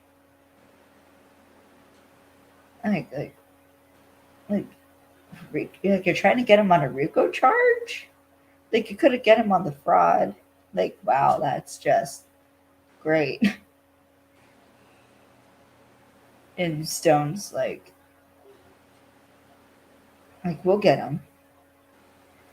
And if you and your people are around when the hammer comes down, you'll basically be arrested too. Nate is then like, you don't have anything, like, you're fishing. You're fishing, right? Like, he's about pissing his pants. I love how Nate just isn't fazed by police. Yeah, because then like Stone gets out, goes to the driver window, and Nate's like, I know two things about you, Nate. About you, Nathan Ford. You're trouble and a drunk. And then like he hits Nate's head against the steering wheel, which he fucking deserved. Fair. True. And says either one is enough to make me not trust you. So, and as he leaves, Nate goes right back to drinking and like puts a little alcohol on the table. Well, yeah, he just got his head smashed in the steering wheel. He's got to take care of that. Then... Yeah. Which I guess Tim Hutton actually got hit. I mean, to be Ow. fair, that hit seemed pretty real. Yeah. Yeah. I mean, considering like his reaction, Yeah. So that looked like it hurt. yeah. So back at the hospital, so they're at the hospital, and Parker is the patient because Dennis chose a female name, and Sophie can't play both parts. So Nate walks in, and Sophie asks if he's okay. Nate's like, everything's fine. So Hardison is in like the control room, I think is what it's called. Oh, sorry. He just opens a curtain, revealing himself, and just like, and he's hacked into the machine, but he can't ghost an image that would fool a doctor. And Nate, like, they try brainstorming, which would be like giving Parker a fake tumor, which would involve injecting her head with contrast dye and letting it pull in her head, but not so nice side effects. So, plan B. And what are the side effects? Stroke, death, and death-like symptoms. Death-like symptoms? Like, death-like symptoms? Plan B. So, in this office, or this like MRI room office thing, is the hardest working room in show business, which is basically the same room that they set just differently every episode. And apparently, like, this is actually how, like, this actually would work, what Elliot suggests here, because they consulted not only an MRI tech, a nurse tech, and a neurosurgeon, and an oncologist, who happened to be one of the writer's father. So, yeah. So Elliot suggests like getting another chamber, putting the tumor in that one, and cross the wires. Those boys are looking at each other like, how the fuck do you know that? Now it's like, I dated a neurologist. Typical boy. Dated Which, like, slept with. How the fuck did Elliot get with a neurologist? I mean, it's fucking Oklahoma. He's smooth as hell. True. But even like, I'm sitting here like, Elliot, how long is your longest relationship? probably however long he dated Amy. True. True. That explains why she would be super salty. Yep. But I mean, he did kind of accidentally ghost her. But to be fair, that wasn't exactly his fault. Yeah. But he could have like written her a letter or something. Do you I not think remember he could have the been. situation he was in? I don't think he could have written her a letter when he was, but in whatever freaking hellhole he was in. No, but he could have told her what happened after the fact. Yeah. So Phone calls are yeah. free, dude. But Parker is like a little, like Parker's kind of, like Parker's like a little bit turned on about the fact that like Ellie dated a neurologist. I mean, weren't we all?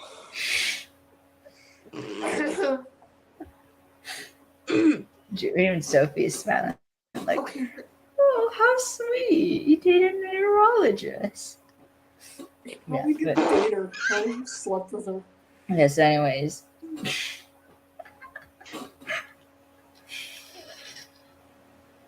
What was that, babe? Probably didn't date her. He probably just slept with her.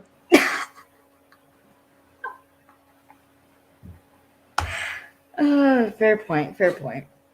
So Hardison says that there's a machine in the next suite they can tap. Nate agrees to the plan, and basically they gotta secure the chamber they're in and the next one. Make sure the comms work with the magnetic interference, because if you don't know how an MRI works, it is basically one giant magnet, which is why you're And not it goes allowed around and around and around in a giant circle. As someone who's been in multiple MRIs in her young life. And I it's had to get knocked shaky as out hell. for my MRI It's because I shaky as had a hell. 'Cause panic attack. it vibrates so much. Oh, I fucking broke down in one. Like literally sobbing my eyes out due I to did pain. too. I did too. I had to get knocked out. My MRIs are actually incredibly difficult because I have medicine. I have a medical pump in my side. That's Is metal. pump? Is that I have what a it is? metal. Yeah. So they gotta like shut the whole thing off, shut the whole system off for my medicine delivery for me to do the MRI. And then after my MRI, they gotta turn it back on. Because that's not like instantaneous like fix either, because It takes a couple a minutes minute. to turn it off, and then you gotta do the MRI, which takes freaking forever. Yeah, because and then it takes a couple minutes to turn it back on. Yeah. Yeah, for me, I had to get it's like 2 or 3 minutes without contrast, and then I had to get one with contrast, which is an additional 3 minutes in the fucking machine. Oh yeah, the contrast. I can't remember. Yeah, when they tried to get it in my arm right here, but they couldn't because I was so dehydrated. So they got right here on the side of my thumb. Mm-hmm. This poor MRI tech guy, like he literally. Well, I felt so bad for the MRI tech when they did mine because I was just sobbing. He stuck me still have 3 my fucking times. Second time couldn't get it. Third time he got it. The second time he pulled it out, I lifted off of that MRI table sideways and into the nurse. I was crying my eyes out. I was what did it for me was, well, I had it was for my heart because I had an aortic, and one I had an aortic corrucation, which is basically a narrowing of the aorta, and basically they needed to get an MRI of my heart so they could see what it like looked like before they went in to put my stent in. And so yeah, I was really claustrophobic in mine. I mean, I've had MRI since I was little, but it's still the freaking machine. It's loud as hell, and no matter how loud they have that music cranked up in the headphones, I can still hear the machine. I didn't get music for mine. I do. Where is it at? I get music for mine, which is awesome. But I there was one time that I needed to get it, and this was post brain surgery number 3, and the halo part of it was pushing into my shoulders, causing me Yeah, severe pain. yeah. I had a And I started crying in the machine, and they were like, "Sweetheart, you need to stay still." I was like, "I can't. I'm in a lot of pain." And it's Yeah, like just, I and physically they I were just like, had bad anxiety. "It's just a couple more minutes, and then you'll be done." And it's like, I can't stay still. I'm sorry. I'm gonna be crying because I'm in a lot of pain. What part of that Yeah, don't you understand? And he's like, yeah. okay, just kind of try to hold still. And they yeah. finally got a decent picture. After a minute or two, I managed to calm down. And then they take me out of it, put the contrast dye in, and my dad went and got me fucking M&Ms from the vending machine Yeah. to make me feel better. Yeah, you're sitting there, you're like, I can't hold still. Because I physically can't hold still. Like, my muscles just don't allow me to stay perfectly still. Like, Yeah, they need me to. I twitch a little bit. Yeah, my Yeah, muscles are just this. incapable of holding still. So it's like, you need to hold still. I'm like, I have cerebral palsy. It is physically impossible for me to hold still. Yeah, The only way I'm going to be able to hold still is if you tie me down. And they're or like, well, knock you you can't do out. that. Yeah, Which anesthesia is its own complicated yeah. thing, but I've like had that, complicated Yeah. it's kind of anesthesia. hard to see with the glare. But this is a 3D MRI of my heart, and if you can see, it might be hard to tell with the glare, but there's these like branches. Like this is the main aorta here. This is like the ventricles, and if you can see branching from like the aorta, there's these like smaller branches, and you can see right here is where the narrowing is. So Yeah, these because it formed helps. because Because that was narrow. because a normal heart, the aorta is wide. Yeah. Yours is narrower at the top. It's like somebody took a straw and bent it at one end. Yeah. Yeah, which as if you ever tried drinking from a straw that's been bent and cracked, It's really hard. It's so hard. you can. So, yeah. So, but they had. So yeah, I had the stent put in, which and to like get the right and to get to like the artery, um, they went through my thigh here, inserted a balloon first up there, blew it up, or like blew up the balloon Yep, to like and stretch it. to put a It stent didn't in your still. heart, you It go to didn't the stay. cath So lab. yeah, so they They knock you well out. they kind of figured I would have to have like the stent put in, but they had to try with the balloon first. Mhm. So then they put the stent in. So if you see an extra, because I also have scoliosis, so if you see like my back because I get full body back X-rays, or I used to get like the measurement, and you can see it looks like chicken wire where my heart is. So I have to like warn the tech beforehand, like, hey, I have like a stent in my aorta. So when they look at the X-ray, they're not panicking. I love how we just dump Yeah, personal crap in these. Yes, sorry. yeah, yeah, Sorry, that was my bad. I have to do the same thing with MRI because I have 2 shunts. Yeah, This one works, and it's got a little bit of metal in the yeah, reservoir, but it's yeah, very small amount, and yeah, so I have to tell them about it. yeah. So they can prepare. Yeah, Hmm. yeah. Okay. And what they do is they actually just wrap a blanket around my head. Yeah, the lead to kind of blankets, the to kind lead of like blanket. cushion my head and stuff. But yeah, it's So, weird. all right, continuing on. So I don't know why we talked about that for so long, but continuing on. Who cares? True. Basically, so yeah, comms work with the magnetic interference and send me with the red things, and they need a brain. So they gotta go find a dead brain. Exactly. And they leave. Hardison and Parker or Hardison and Sophie are just not computing this like at all. Parker's like, oh, he's definitely getting creepier. So they're in the waiting room, and Nate is sitting right next to someone who Trixie! is Jonathan Frakes in neck brace because If you couldn't tell by my squeal, I love that man. He's awesome. well, that is because when they basically Frakes did a cameo because they were like, how are we supposed to show that Nate's in the waiting room? Oh, let's have him sit by someone. Like, we're gonna have an extra act, all that? Isn't this like the Frakes! first And then This is- let's find Frakes. Yeah. Isn't this the first or second cameo that we get with Frakesy? This is the first. Yeah, this is the first because Awesome. yeah, because Jonathan Frakes was directing the next episode, The Wedding Job, Okay. because they shot it out of order too. Which is freaking annoying. Yeah, so it's hard to keep track of like what orders what. But now John Frakes was preparing for the Wedding Job shoot because this is actually the first episode that they shot when they came back.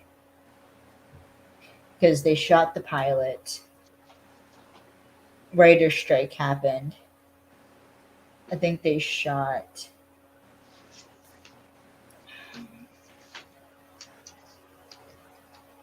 I think they shot Homecoming Job, or they shot like, or it was just like right after they came back though. Mhm. So yeah. But what's funny is, and also so the Elliot's or Nate's asking as well if like Parker's ready and if like Elliot like got the brain, not asking how. Oh, you got the brain? Yeah. Yeah. Do I want Do I want to know? No. No. Or like how? And I was like, you really want to know? It's Nope. like, nope. But what's funny is part of like the deleted scenes that are on the DVD is bloopers. Because for some freaking reason, Tim Hutton could just not act around Jonathan Frakes. I mean, He kept it would laughing. be freaking hard because it's his bot. He wasn't kind of. even doing nothing. All I Frakes know. is doing is like looking Just over, sitting there, just chilling. looking He's over. just chilling with the foam Because neck brace on. Nate ain't slick.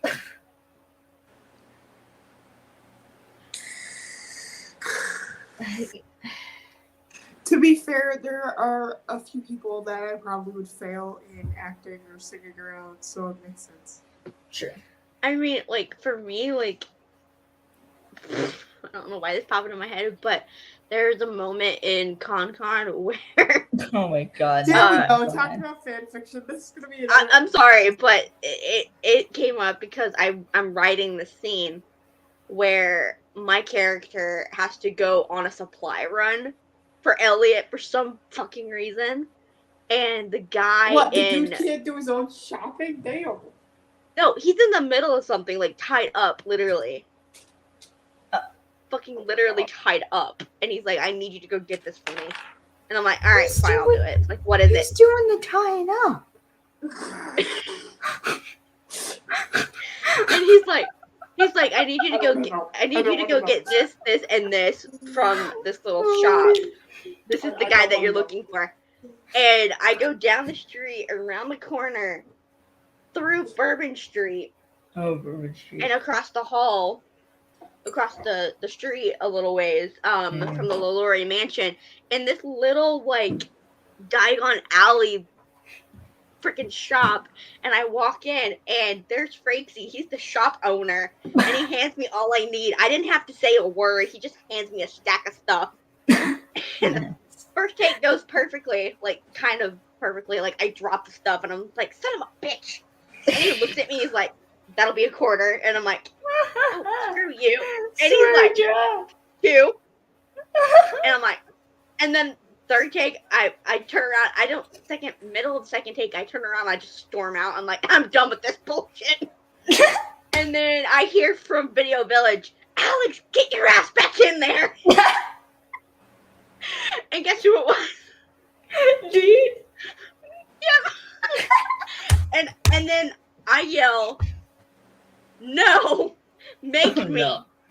And then I hear Christian, and I go, oh fuck. And then I hear Cam laughing their ass off at me, and because both of you are sitting off to the side just talking, and like because I pass you as I go into the shop, and I hear you guys laughing. Next thing I know, I see Christian storming towards me, and I bolt back into the shop. I jump over the little baby counter next to Franksy. I hide behind him. I was like, hide me! And he's like, I ain't helping you out, sweetheart. I'm like, oh, come on, son of a bitch. And I turn and I run down the hallway. Somehow make it to the back of this thing, and the next thing I know, I literally run face first into freaking Aldous. Oh my god. Because he's sneaking in through the back, and I run right into him. And he knocks me on my ass. Let's carry on. So Sophie's getting Parker ready to like play the patient. And he's like asking if she needs a minute because like those scenes are demanding. And I was like, don't I just pretend I'm dead? When Sophie coaches Parker about how it's like owning the space and to like how she takes it a little too literal. Yeah, because to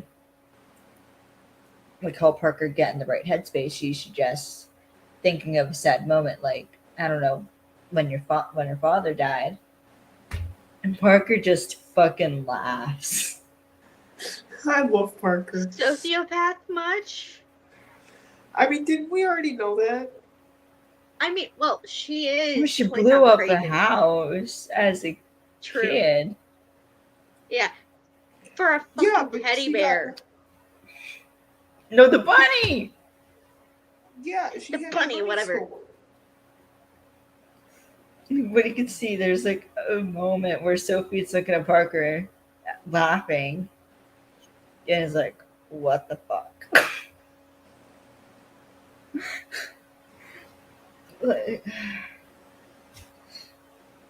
No, people have different relationships with death and losing loved ones. And as long as they're dealing with it in a healthy way, what's the harm? But yeah, the fact that she smiled is kind of unnerving. It's kind of scary. Yeah. But she is 20 pounds of crazy after all. And a 5-pound bag.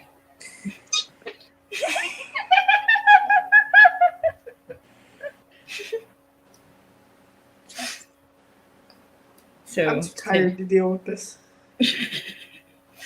All right, continuing on. Sorry. So Nate meets with Dennis and they head into the MRI room. Meanwhile, Hardison and Elliot are preparing the body. And Hardison bickering like an old married couple. Hardison fills this like big ass syringe with orange liquid.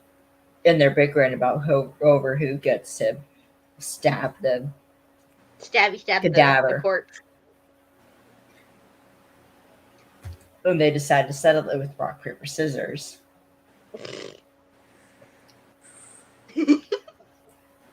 But what's funny is before they like go into rock, paper, scissors, Elliot just stabs the guy. Just sticks it. Literally. Into the dead guy's body. Sticks it. Just like, hold this. But Elliot wins because apparently Hardison he's has got to a tell in rock, paper, scissors. He does, though. Yeah. And Hardison fails miserably. He does a thing with his eyes. I noticed. Hardison does before he over calculates in his head and it shows in his eyes. So that's a still. Yeah. Yeah, so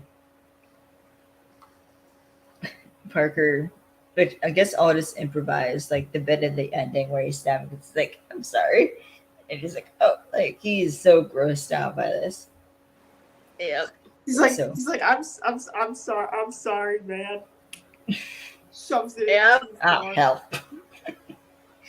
Yes. Yeah, That so makes it they funnier. get yeah. So they like do this thing. Parker gets in the MRI machine. And Dennis comments about how dead Parker's eyes look. But you skipped over my favorite part of the syringe thing. Oh, he flips his The he spinning spins, thing. he spins the syringe. I forgot about that. I'm sorry. How much you want to bet that CK just does that and he doesn't even like think He does.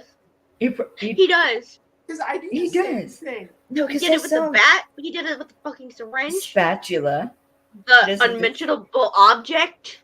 Oh God, the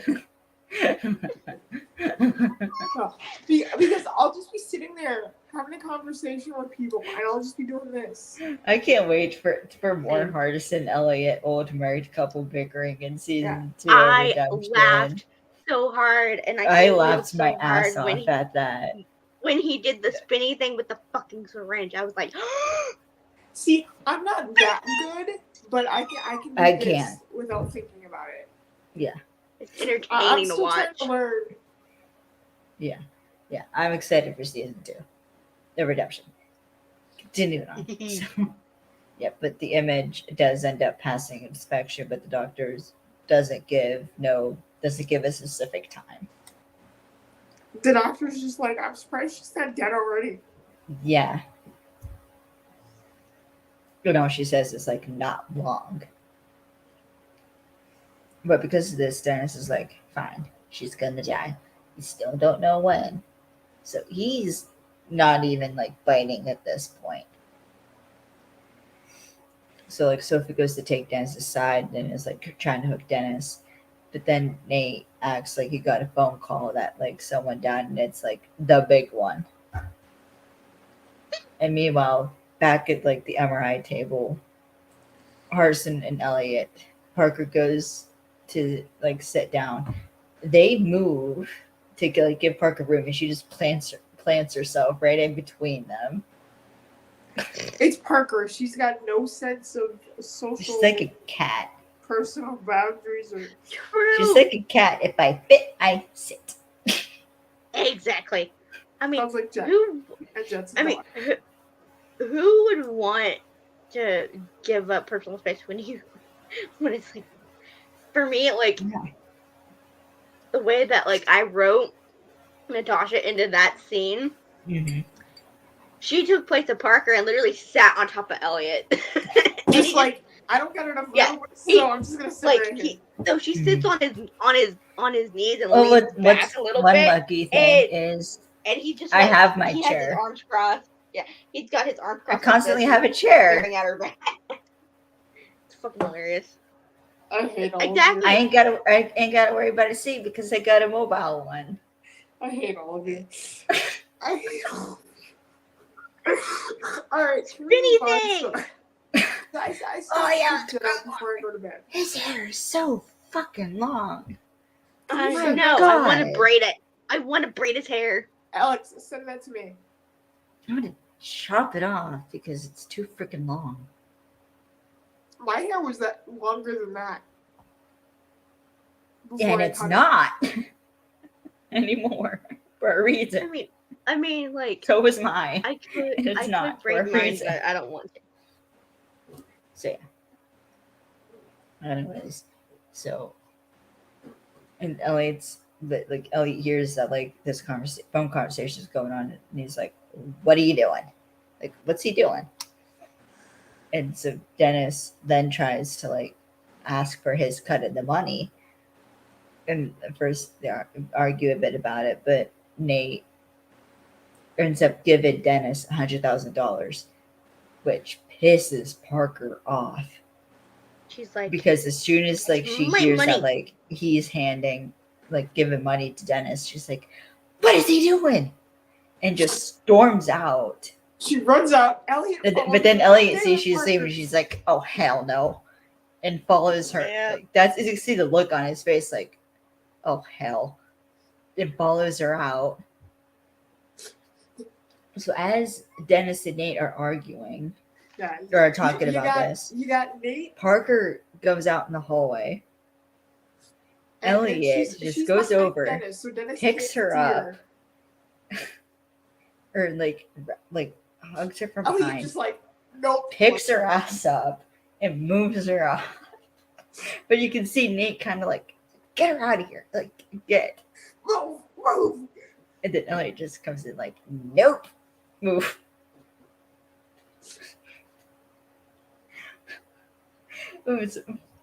So like after Elliot leaves, Hardison talks to the dead guy, which is again improv by Aldous.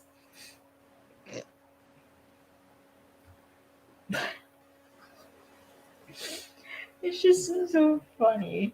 There's the way just like, what is he doing? Walks out. Oh hell! Follows her out. Harson's like, I'm just sitting here. Oh no! For fuck's sake! Where'd they go? Fuck's sake! Sorry, I was distracted. Where'd they go? I don't know.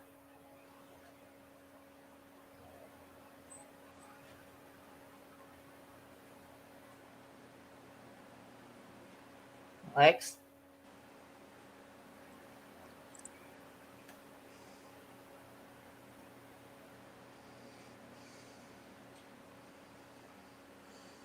Hold on. We're trying to get Alex back.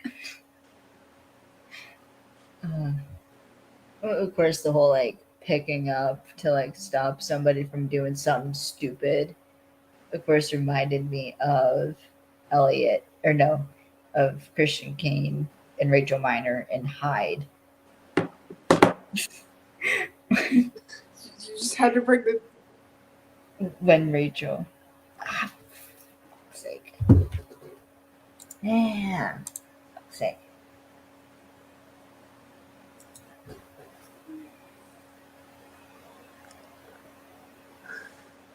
Okay, but why is it always Alex that has the technical difficulties? Yeah, I don't know.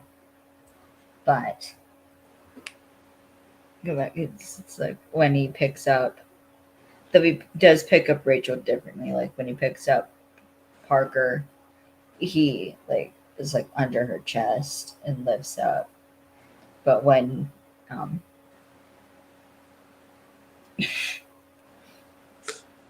when he lifts up,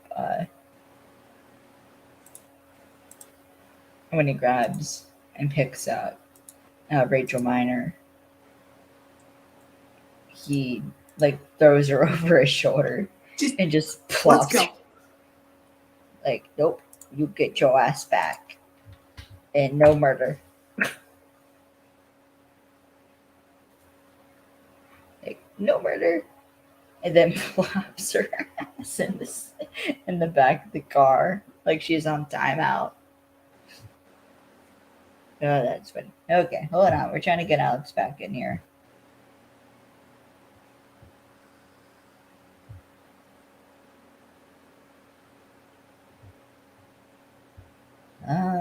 Hold on. Yeah, there we go. I don't know What the hell happened? happened. I don't know. Apparently, my computer hates me more than I thought, and it kicked me out of the program. Snake. Sounds like you need a new computer. Or internet. Different This internet. thing isn't even that old. Yeah. Alright, so carrying on. We were just talking about Christian Kane and Hyde and picking up. No, you were talking about it. I was tuning you out. Fair enough. So In a certain scene that I like. yeah. Okay, Yeah. tuning you out again. So carrying on. So Dennis is saying how he's got to move some accounts around, but then Nate's like he breaks the deal off. but lets Dennis keep the check. Yeah, I'm out of tea. I had tea in here. And I want to get more for some reason. No. Um, Finish this episode. Fine. So everyone's back at the hotel, sitting. Nate's sitting in this white chair. He's sitting in a white chair, but he's wearing black and he has the black fedora. Which, again, we get the black and white theme. And he has this fancy glass of alcohol. And Parker's even, like, everyone's pissed. But Parker's pacing. She's like, all right, let me get this straight. We had $500,000 for our clients. We didn't take it. You've given the mark $100,000 of our money, my money, and it's like it's the stall, like it's a basic stall. Parker's like that stalls for when someone's on the hook. Which is like why they're upset. Is because Nate's like trying to hook Dennis when he's not even hooked.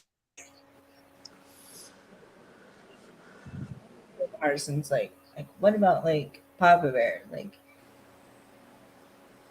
Henry has like Dennis can't even take a leave without like Henry signing off on it. Like, how are we supposed to get the money? And it's like, you gotta trust me. You've done it before and with your lives. And Elliot snaps.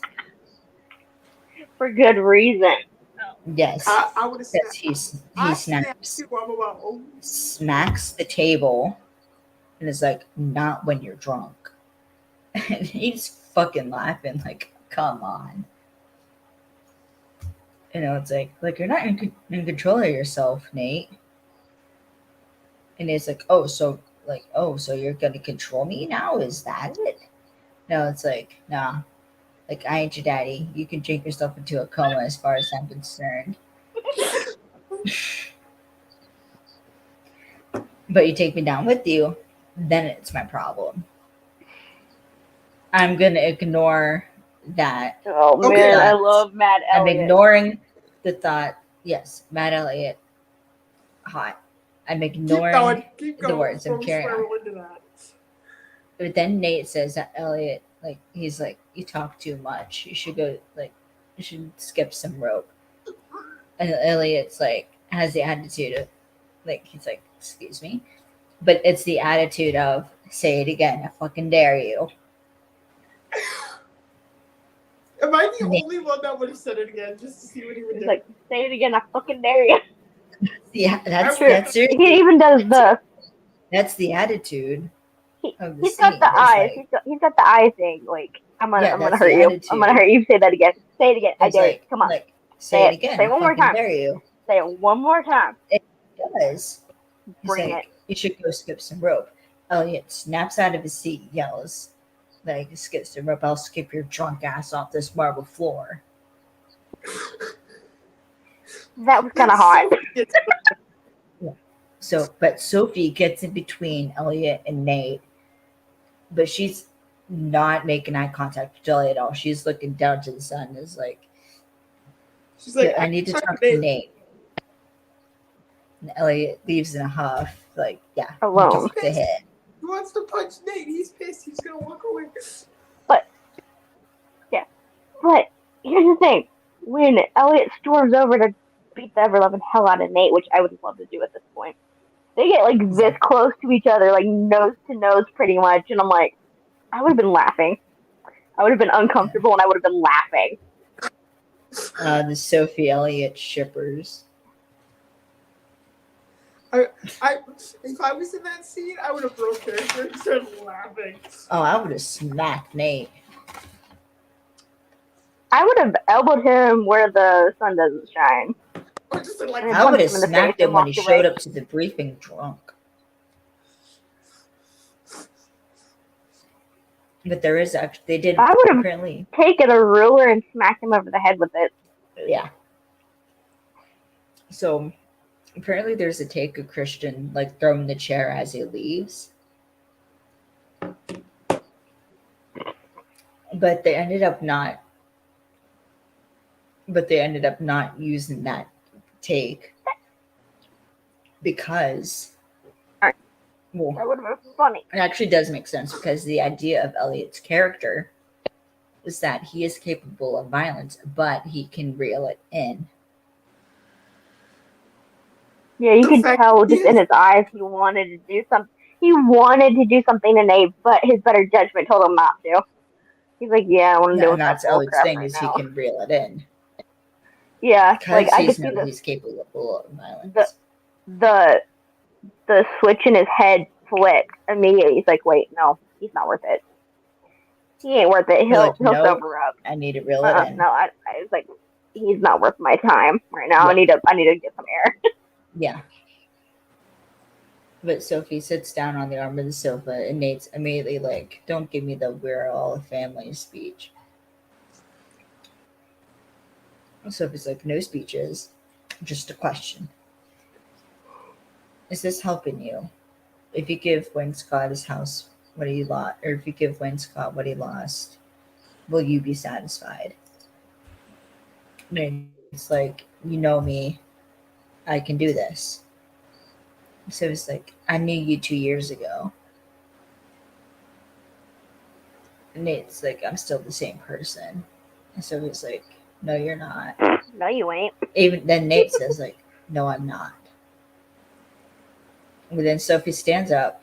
She just looks at Nate. And then leaves.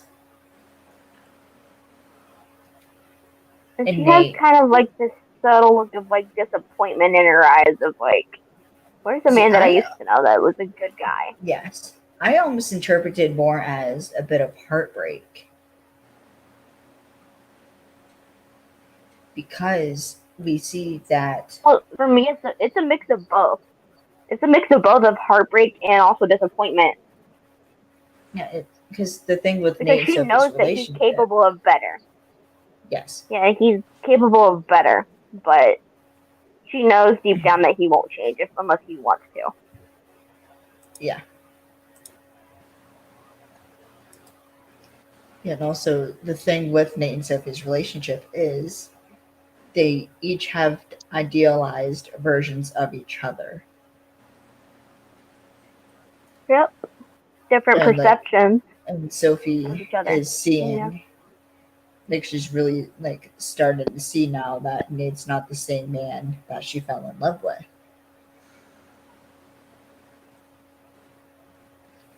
And the heartbreak, I think, comes from the fact that Sophie's realizing that there's no way that she can love this version of Nate.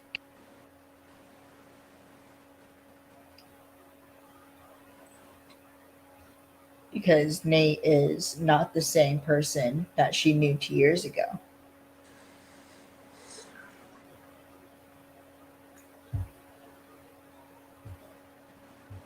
So, yeah. But there's also an interesting analyzing the Elliot Nate dynamic, where Elliot's so far the only one, like him and Sophie are the only ones who can get away with calling Nate out on his shit. Right. Which Nate doesn't like At it, this obviously. point, yes. But that's where like the respect between those two comes from is that Yeah. Elliot isn't afraid to call it as he sees it. True. Which I comes mean, in- that kind of, for me, that kind of brought up, I didn't write this down, but now just thinking about it, it's like, he kind of sees that, yeah, Nate, his commanding officer at this point. He's like, yeah. Yeah. Yeah. He's in And command, he's in Elliot's- charge. Mhm. But I don't like him, but I respect that he's in this position of power, that he could tell me to leave if he wanted to. Yeah, because But Elliot, I trust him enough that I could say what's on my mind of like, yeah, you're Yeah. throwing all of us under the bus at this point by acting the way that you are. yeah, like you're out of And control and it's know affecting that- us. You need to get your head out of Yeah, your and ass. he knows And- that Nate won't take it out on him in a way that he can take the hits if they come, but he knows that Nate won't do it. Yeah. Because he respects him. Yeah. Which there's and I a bit didn't of make that irony. connection, so I rewatched it. Yeah. But there's this bit of irony here where Elliot, out of all the team, Elliot's ironically probably the most honest one out of them, with the most to hide. Yeah. Like he's the most honest about who he is as a person Right. and what his values are as a person. Even though he has the most to hide. Yep. It was like, yeah. So I just find that a bit ironic. And this also relates to the theme of control, with Elliot having to like reel in, and that's the reason he like it goes off on Nate, softening up like Nate, so that Sophie can go in with like the heart to heart. Yeah. So yeah. And this is really the moment where you can see that like these got where you could definitely tell that like these guys are all loners and like they enjoy working as a team, but like it's against their nature. Yep. Which is why like this whole thing is like, Again, this is probably the closest we again, see like them. like to be in this moment in time. Yeah, this is the closest we've seen them as a. This is the closest we've seen unit, them like walking away. Like, yeah. But like when we said earlier, it's like literally it's because of Jupenich that this pack of lone wolves is a pack now at this point. Yeah. They're a forced team at this moment. Yeah, and but they keep coming back to each other because they know they like it. the heart is like, yeah, we're better together. We can get things done. Yeah. In a way better manner, and way better Though planned it's out against manner their than nature. by ourselves.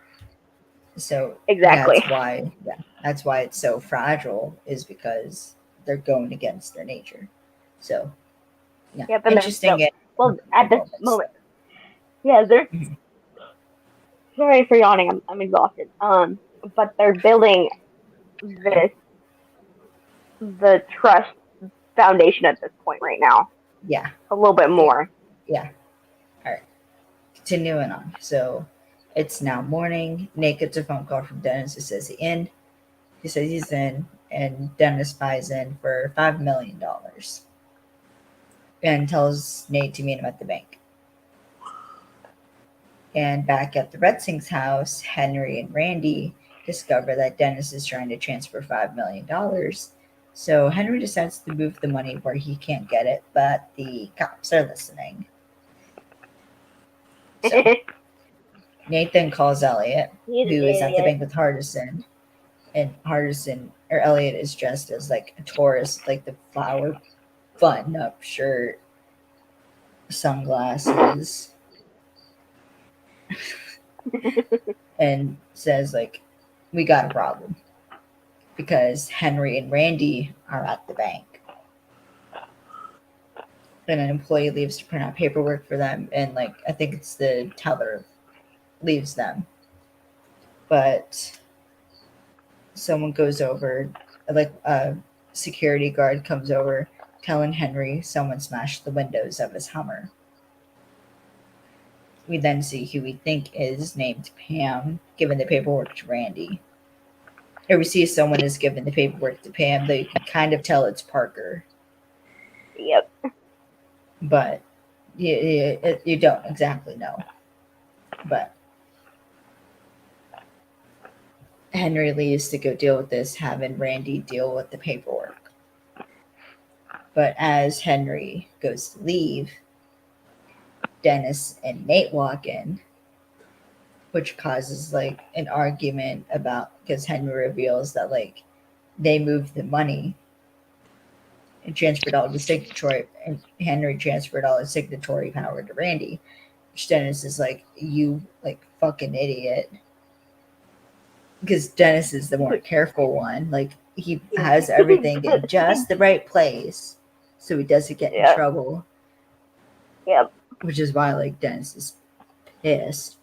And then Randy comes over being like, he's like, oh, he's being like pissy. He's like a toddler throwing a tantrum. Yeah, because then Dennis and Randy get into a fight, kicking each other, like, in the middle of the fucking bank. And Bunny Date's like, everyone out now. And like, He basically said, like, y'all get out now. Get the hell out now. Things are about to go down. Yeah. But what's funny is the way Hardison walks by, he's kind of like whistling, like, I ain't seen nothing. Like, just mind my business. Could you make it any more fucking obvious, Hardison? So back at the Retzings, Dennis and Randy are nursing their wounds with ice and scotch. And first Henry's phone starts ringing. And then Dennis's phone rings. And they're both like trying to figure out what happened because they're both panicking over like the check bouncing and like what's going on. So Dennis hangs up the phone saying like he'll call the guy back later. And Dennis is like, what did you do? Like, did you sign something? And he's like, just the Winter Edge Games deal. Like, I can write all the checks that I want now. Just like, screw the games. You just signed away controlling interest in the company. And like, Dennis grabs the facts, the paperwork from the fax machine. And that moment of realization when he grabs the paper. Yeah, because Randy's like, I just signed the deal with Lena, which is Sophie's alias. And there's also a weird ninja zoom when Dennis hands Randy the paperwork.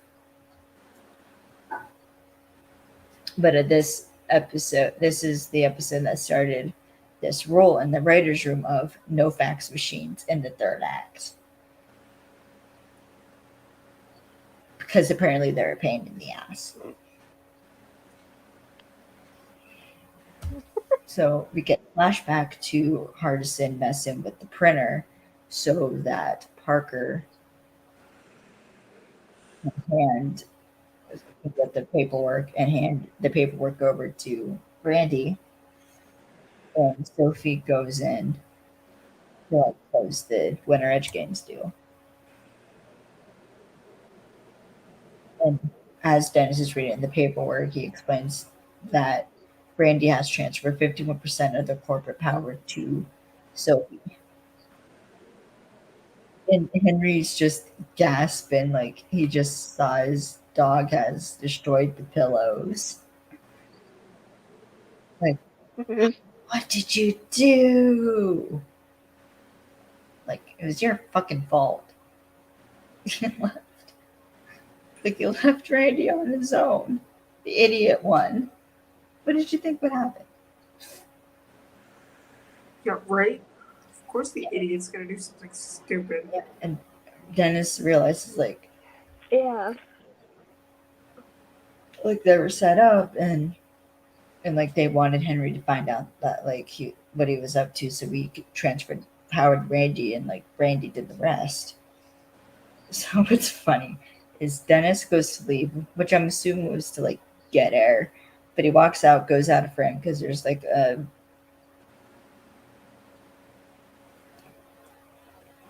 there's a bit behind a wall to like go out of the door.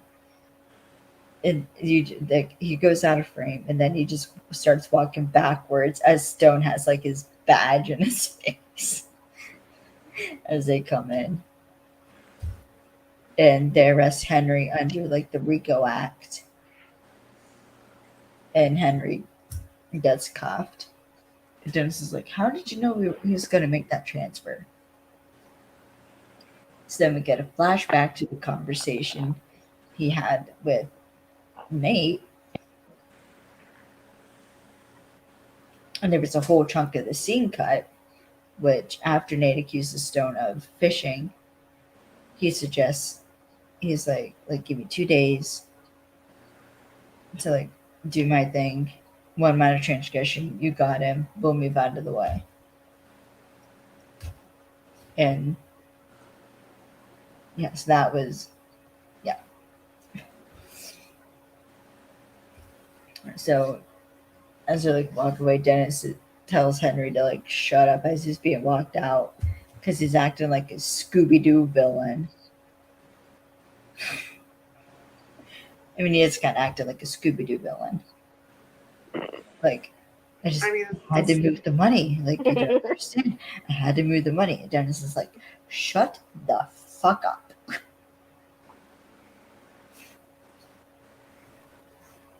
And then Nate calls Dennis. It is kind of very a la Scooby-Doo. If it wasn't for those meddling kids. Dog. So Nate calls Dennis, and Dennis picks the phone. And Nate's like, did you look at the names? He's like, what? Nate's like, the names on the list. They're the names of the families that lost their homes to you, your victims. Which is the ultimate, like, I know you don't give a fuck about what you do, because had you actually read the list, you would have known who these people were. Yep. All the victims. Yeah. And Dennis can I admit, I have to say something? In this moment, he's got the Mark has a very punchable face at this point. Like, he's like dumbfounded, and I'm like, I'm gonna punch you with the chair. Yeah, Dennis is arguing like it won't hold up in court, and as Randy is a competent, and Nate's like, but then Nate reveals the kicker, which is that Dennis is good with the books, so he declared his family's home a corporate asset For a tax break. Yep. And because Nate basically controls most all the family stuff, over half the shares of the company, he can take it.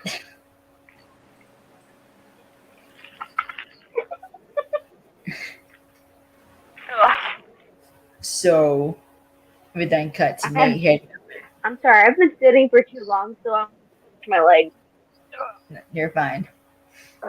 So we cut over to Nate handing over the keys to the Scotts, and they're hugging, happy. Yeah, they got a home back. And Hardison's crying.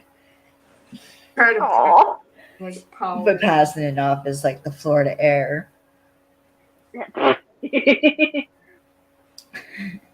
the geek has emotions. Yeah. Nate then meets up with Sophie. He makes a comment like, it was a nice touch. It's like, it's a symbolic thing. And Sophie points out that Nate never used to go for the theatrics. Nate says he's changed. Sophie's like, you're still a mess. Fair. And then Sophie says, like, they might not stick around and back you up one of these days. And Sophie also means herself. Like, she says, like, and me. And it's like, are you threatening to bail on me, Sophie? And Sophie says, give me a reason to stay. And then walks away, leaving Nate just standing there. Like an idiot. Yeah, and that's actually the name of the episode, or the end of the episode, sorry. So, yeah, which, Sophie, you can do better. And yet she ends up marrying him. Well, I mean, he becomes less of an ass by that point Sure. because But still. he actually processed and did put in the work. We'll get into that later. So as I kind of said earlier, this is the second episode shot in regular order.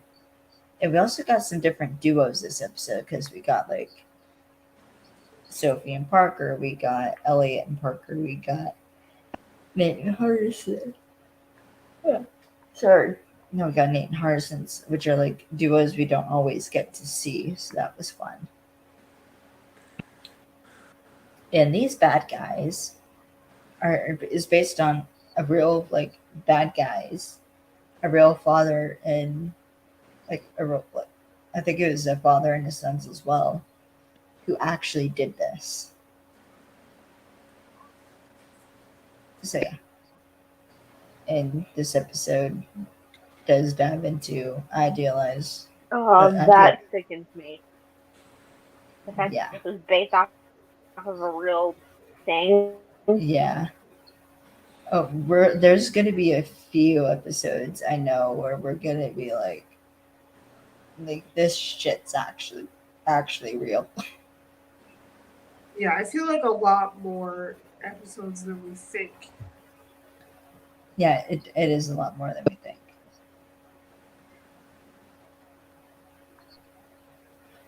And yeah, as I kind of mentioned earlier, this episode really dives into the idealized relationship between Nate and Sophie. And I don't know if you noticed this, but so Dennis actually never gets screwed over.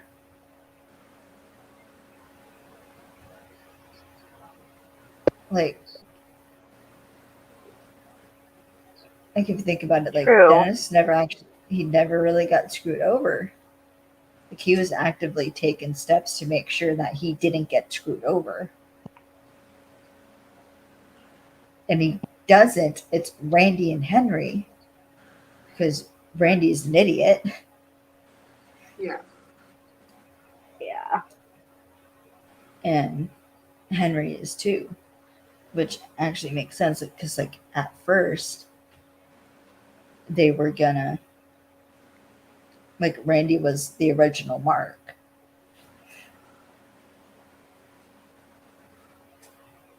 But once they realized like it like the whole like operation was Dennis's and they realized like how big this scale is. Yeah. And Dennis became like a Dennis became the better Mark because they could get a bigger payout. Yeah. But I think they realized that Dennis was the harder Mark, which also something that was pointed out to me or pointed out during a different podcast is like these Dennis is, I don't know if you notice this, but if the bad guys that are inherently more dangerous are the ones who have already committed crimes and flaunt it. Because like if you think about it, like Dubenich had already done the crime and gotten away with it technically. So he thought he was in the clear.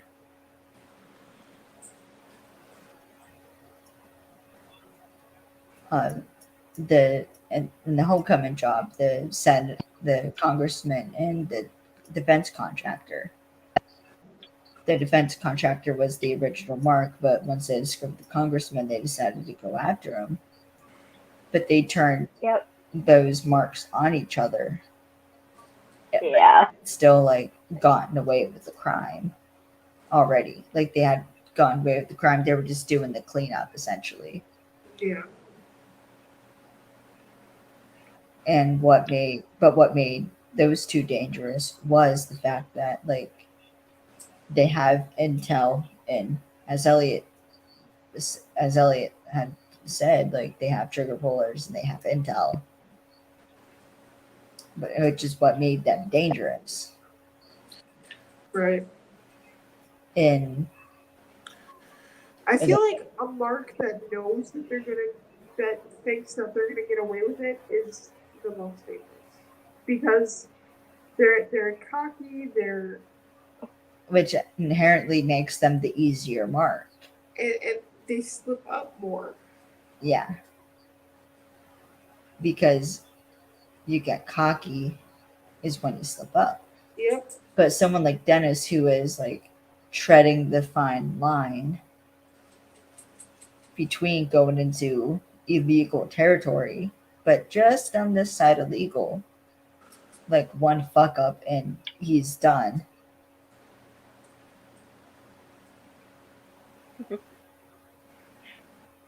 So I mean, the funny thing is that karma has a way of showing its face whether you want it to or not in this show. yeah. And I love that. Mm-hmm. Yeah, it's just interesting to think about how like if you notice, because like this is like these guys, like this Mark, like they kind of gave the team a run for their money. Oh, A definitely. bit. Definitely. Which we haven't really seen that because like the other Marks like have either like gotten away with the crime already or are actively committing crimes. Yeah. And even like Moscone from the wedding job, like he was dangerous because he was already committing crimes and knew like he was still actively committing crimes. So it's just interesting to consider that when going into other episodes about like which marks give the team sort of run for their money. Yeah, you got the Yeah, easy they mark. have them. Well, yeah. There's two types of marks in this show. One that kind of knows that they're bad and may willingly admit it, and then there's the other type that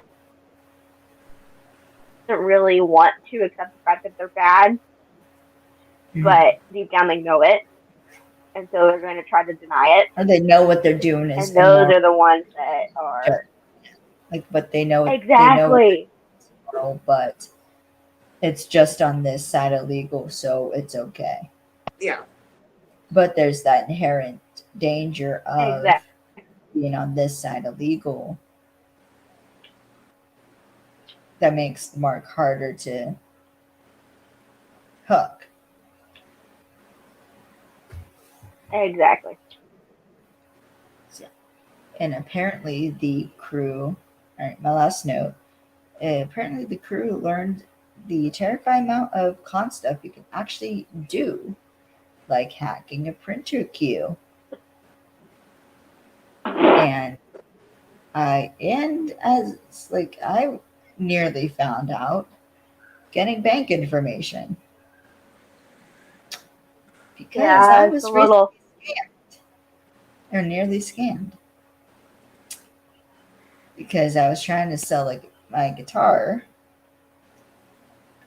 and I was approached approached with an offer. This is the guy that sent you money to pay for it or whatever, and then he was like, "Oh, I sent it to the wrong account or whatever." Or no, because like I messaged him and like I was going to do like Zelle, so he was going to send me the money, but then like I had gotten email saying that like they needed to send like more money and then I send some back to like as the refund. But like I was doing it and it wasn't working. So then like as I kept trying to troubleshoot, I was like what is going on here? But what did it for me was after trying like different cash thing, like Cash App, that kind of stuff, it wasn't working. So then they asked for gift cards, Dead giveaway that you're being scammed. and that raised the Yep. red flag in my brain, because I was like, oh, why? Okay, this is suspicious. So then, like, I just passed it off that, like, I wasn't comfortable with that, and I'd call my bank. So when I called my bank, luckily, the reason why no money went through was because they had frozen my account because the transaction was flagged for fraud. That's good. They had your back. Yes. So, but then, like, once, like, I realized that I was, like, I nearly got scammed, I was like, really? Like I was kind of, like, ashamed because, like, you thought, like, I would have known better. Yeah, right. But as it turns out, it is pretty fucking easy to scam somebody, even if, like, they know.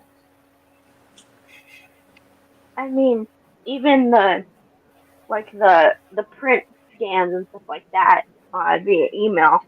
Your print scan. It's one of the Yeah. most famous scams out there. Yeah. Yeah, people. That's why I have unknown emails and stuff like that automatically go to my spam. Oh yeah, I did too. I got one just a month ago. I got one literally I keep a getting month them ago, for, like, and I was like, I got yeah, and I said out loud.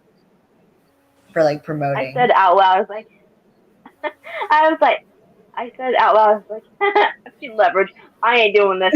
No way. Because Quick. even I've like, because even I've like used some of this like stuff, like some of the stuff, like the con stuff I learned from leverage in real life, like using confirmation bias.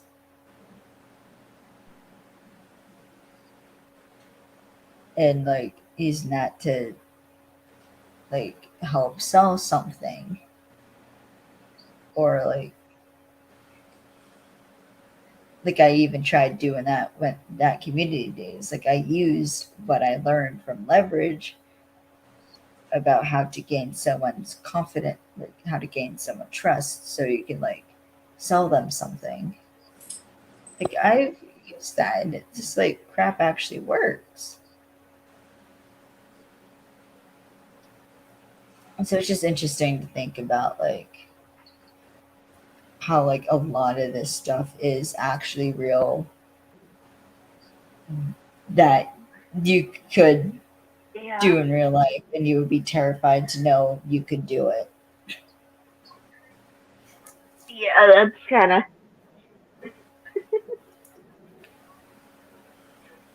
of funny, but also kind of scary at the same time. Also, I was recently the victim of an MLM, no multi-level marketing scheme. The thing where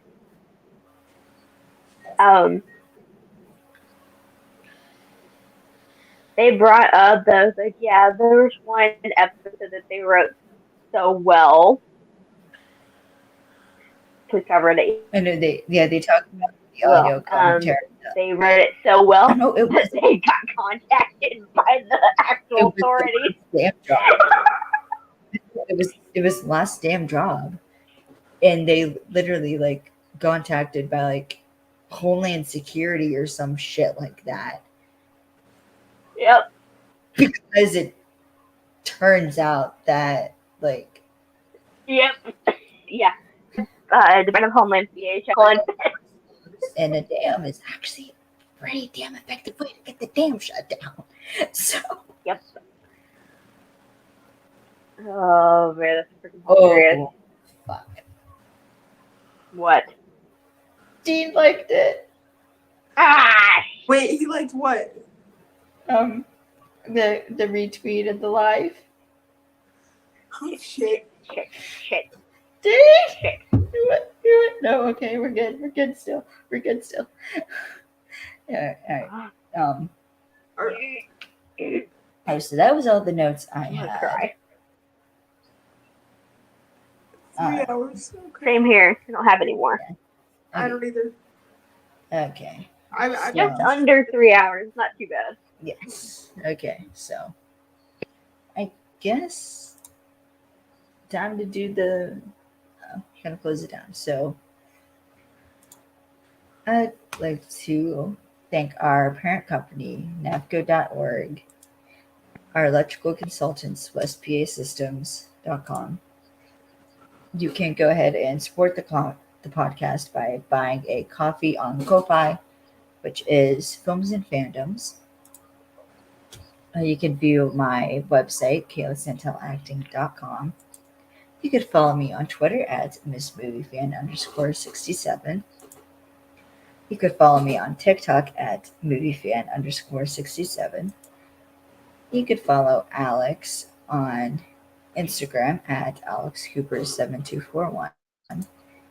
You could follow Alex on Twitter at AlexThe_Alleycat. And on TikTok at AlexTheAlleycat. And you could follow Cameron on Twitter, TikTok, and Instagram at Cameron_Jansen. Underscore. I always forget that last underscore too. Alright, so overall, what did you think of this episode? I loved it. It's one of my favorites. Granted, Yeah, I love the it. show is my favorite, so I'm gonna be saying Yeah. that time. Mm-hmm. But I did like it. But I will say my favorite part was the freaking "I ain't your daddy" and his accent came out. I was on the floor laughing. I was just like, oh, Nate's about to get punched. Yeah, so you see, the next time you will see us. Or donkey kicked in the chest. Or, but, you know, each their own. Oh, wait, actually, do you want to talk about Redemption, the Redemption Season 2 trailer? Oh my god, this is gonna add another hour. Yes! Alright. I'm really excited about the trailer. Loved it. Love Hardison. Glad he's back. And as always, him, I like how The freaking his first scene, or no, just the first time we see Hardison in the trailer is him being like the most dramatic motherfucker. But it's so awesome. Like he just it's steps out. Aldous, of course. He's gonna make Hardison be dramatic. Breaks. Airbags. Walks away. Yeah, like they're doing like they had Aldous in like a baggy coat to try to hide the fact that he got like incredibly ripped for Black Adam. But it does not work. It did not work. They tried. That's what matters. It did not work. He looks like a puffier birthday marshmallow man. Yes. I think we get little Brianna getting on the action there.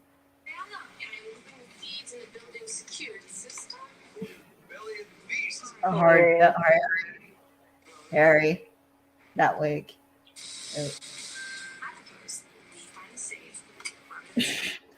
Parker committing arson.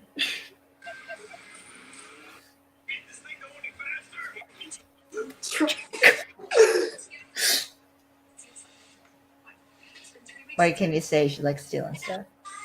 I love the trailer so much. Oh, and Brianna possibly be an ace. And the party. Arson.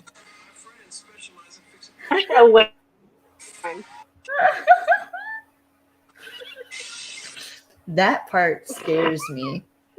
I don't know why. When Elliot cocks his head like that, you know you're fucked. High five. Wait, don't Like, do that. I'm like, TK, be careful. Beat. Yeah. Keep in mind that man is 50 But I will say, funniest thing was and doing this shit. This is my favorite part. Oh my God, but he's go moving ahead. like Okay. he's 20 something. Oh, oh, yeah. Get the door. But yeah, yeah. my favorite part of when that trailer came out, then one of the stunt guys that Elliot donkey kicked in the chest, Oh, yeah, and he talks about it. who there like Mm-hmm. that.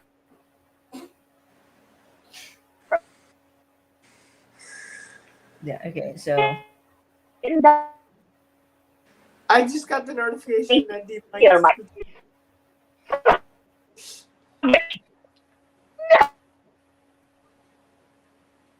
oh, you're cutting out really bad, Alex.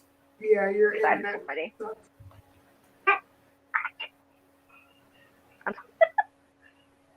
Oh no. Sorry, you were cutting out like really Yeah. bad. I have like just a little bit of bars. I'm Alright, sorry. so let's wrap this up finally. So We kind Next of time. already did. yes, well, all right, next time you will see us, we are going to be talking Almost Paradise, Season 1, Episode 8, Lone Wolf. That one just sounds fun. I've yet to watch it. Alright. Alright. You'll have to text me when you finally when you get to watch it.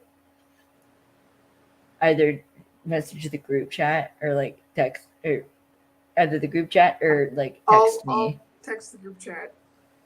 because I want to see your reaction because that's gonna be so much fun. Oh, I can't wait to rewatch.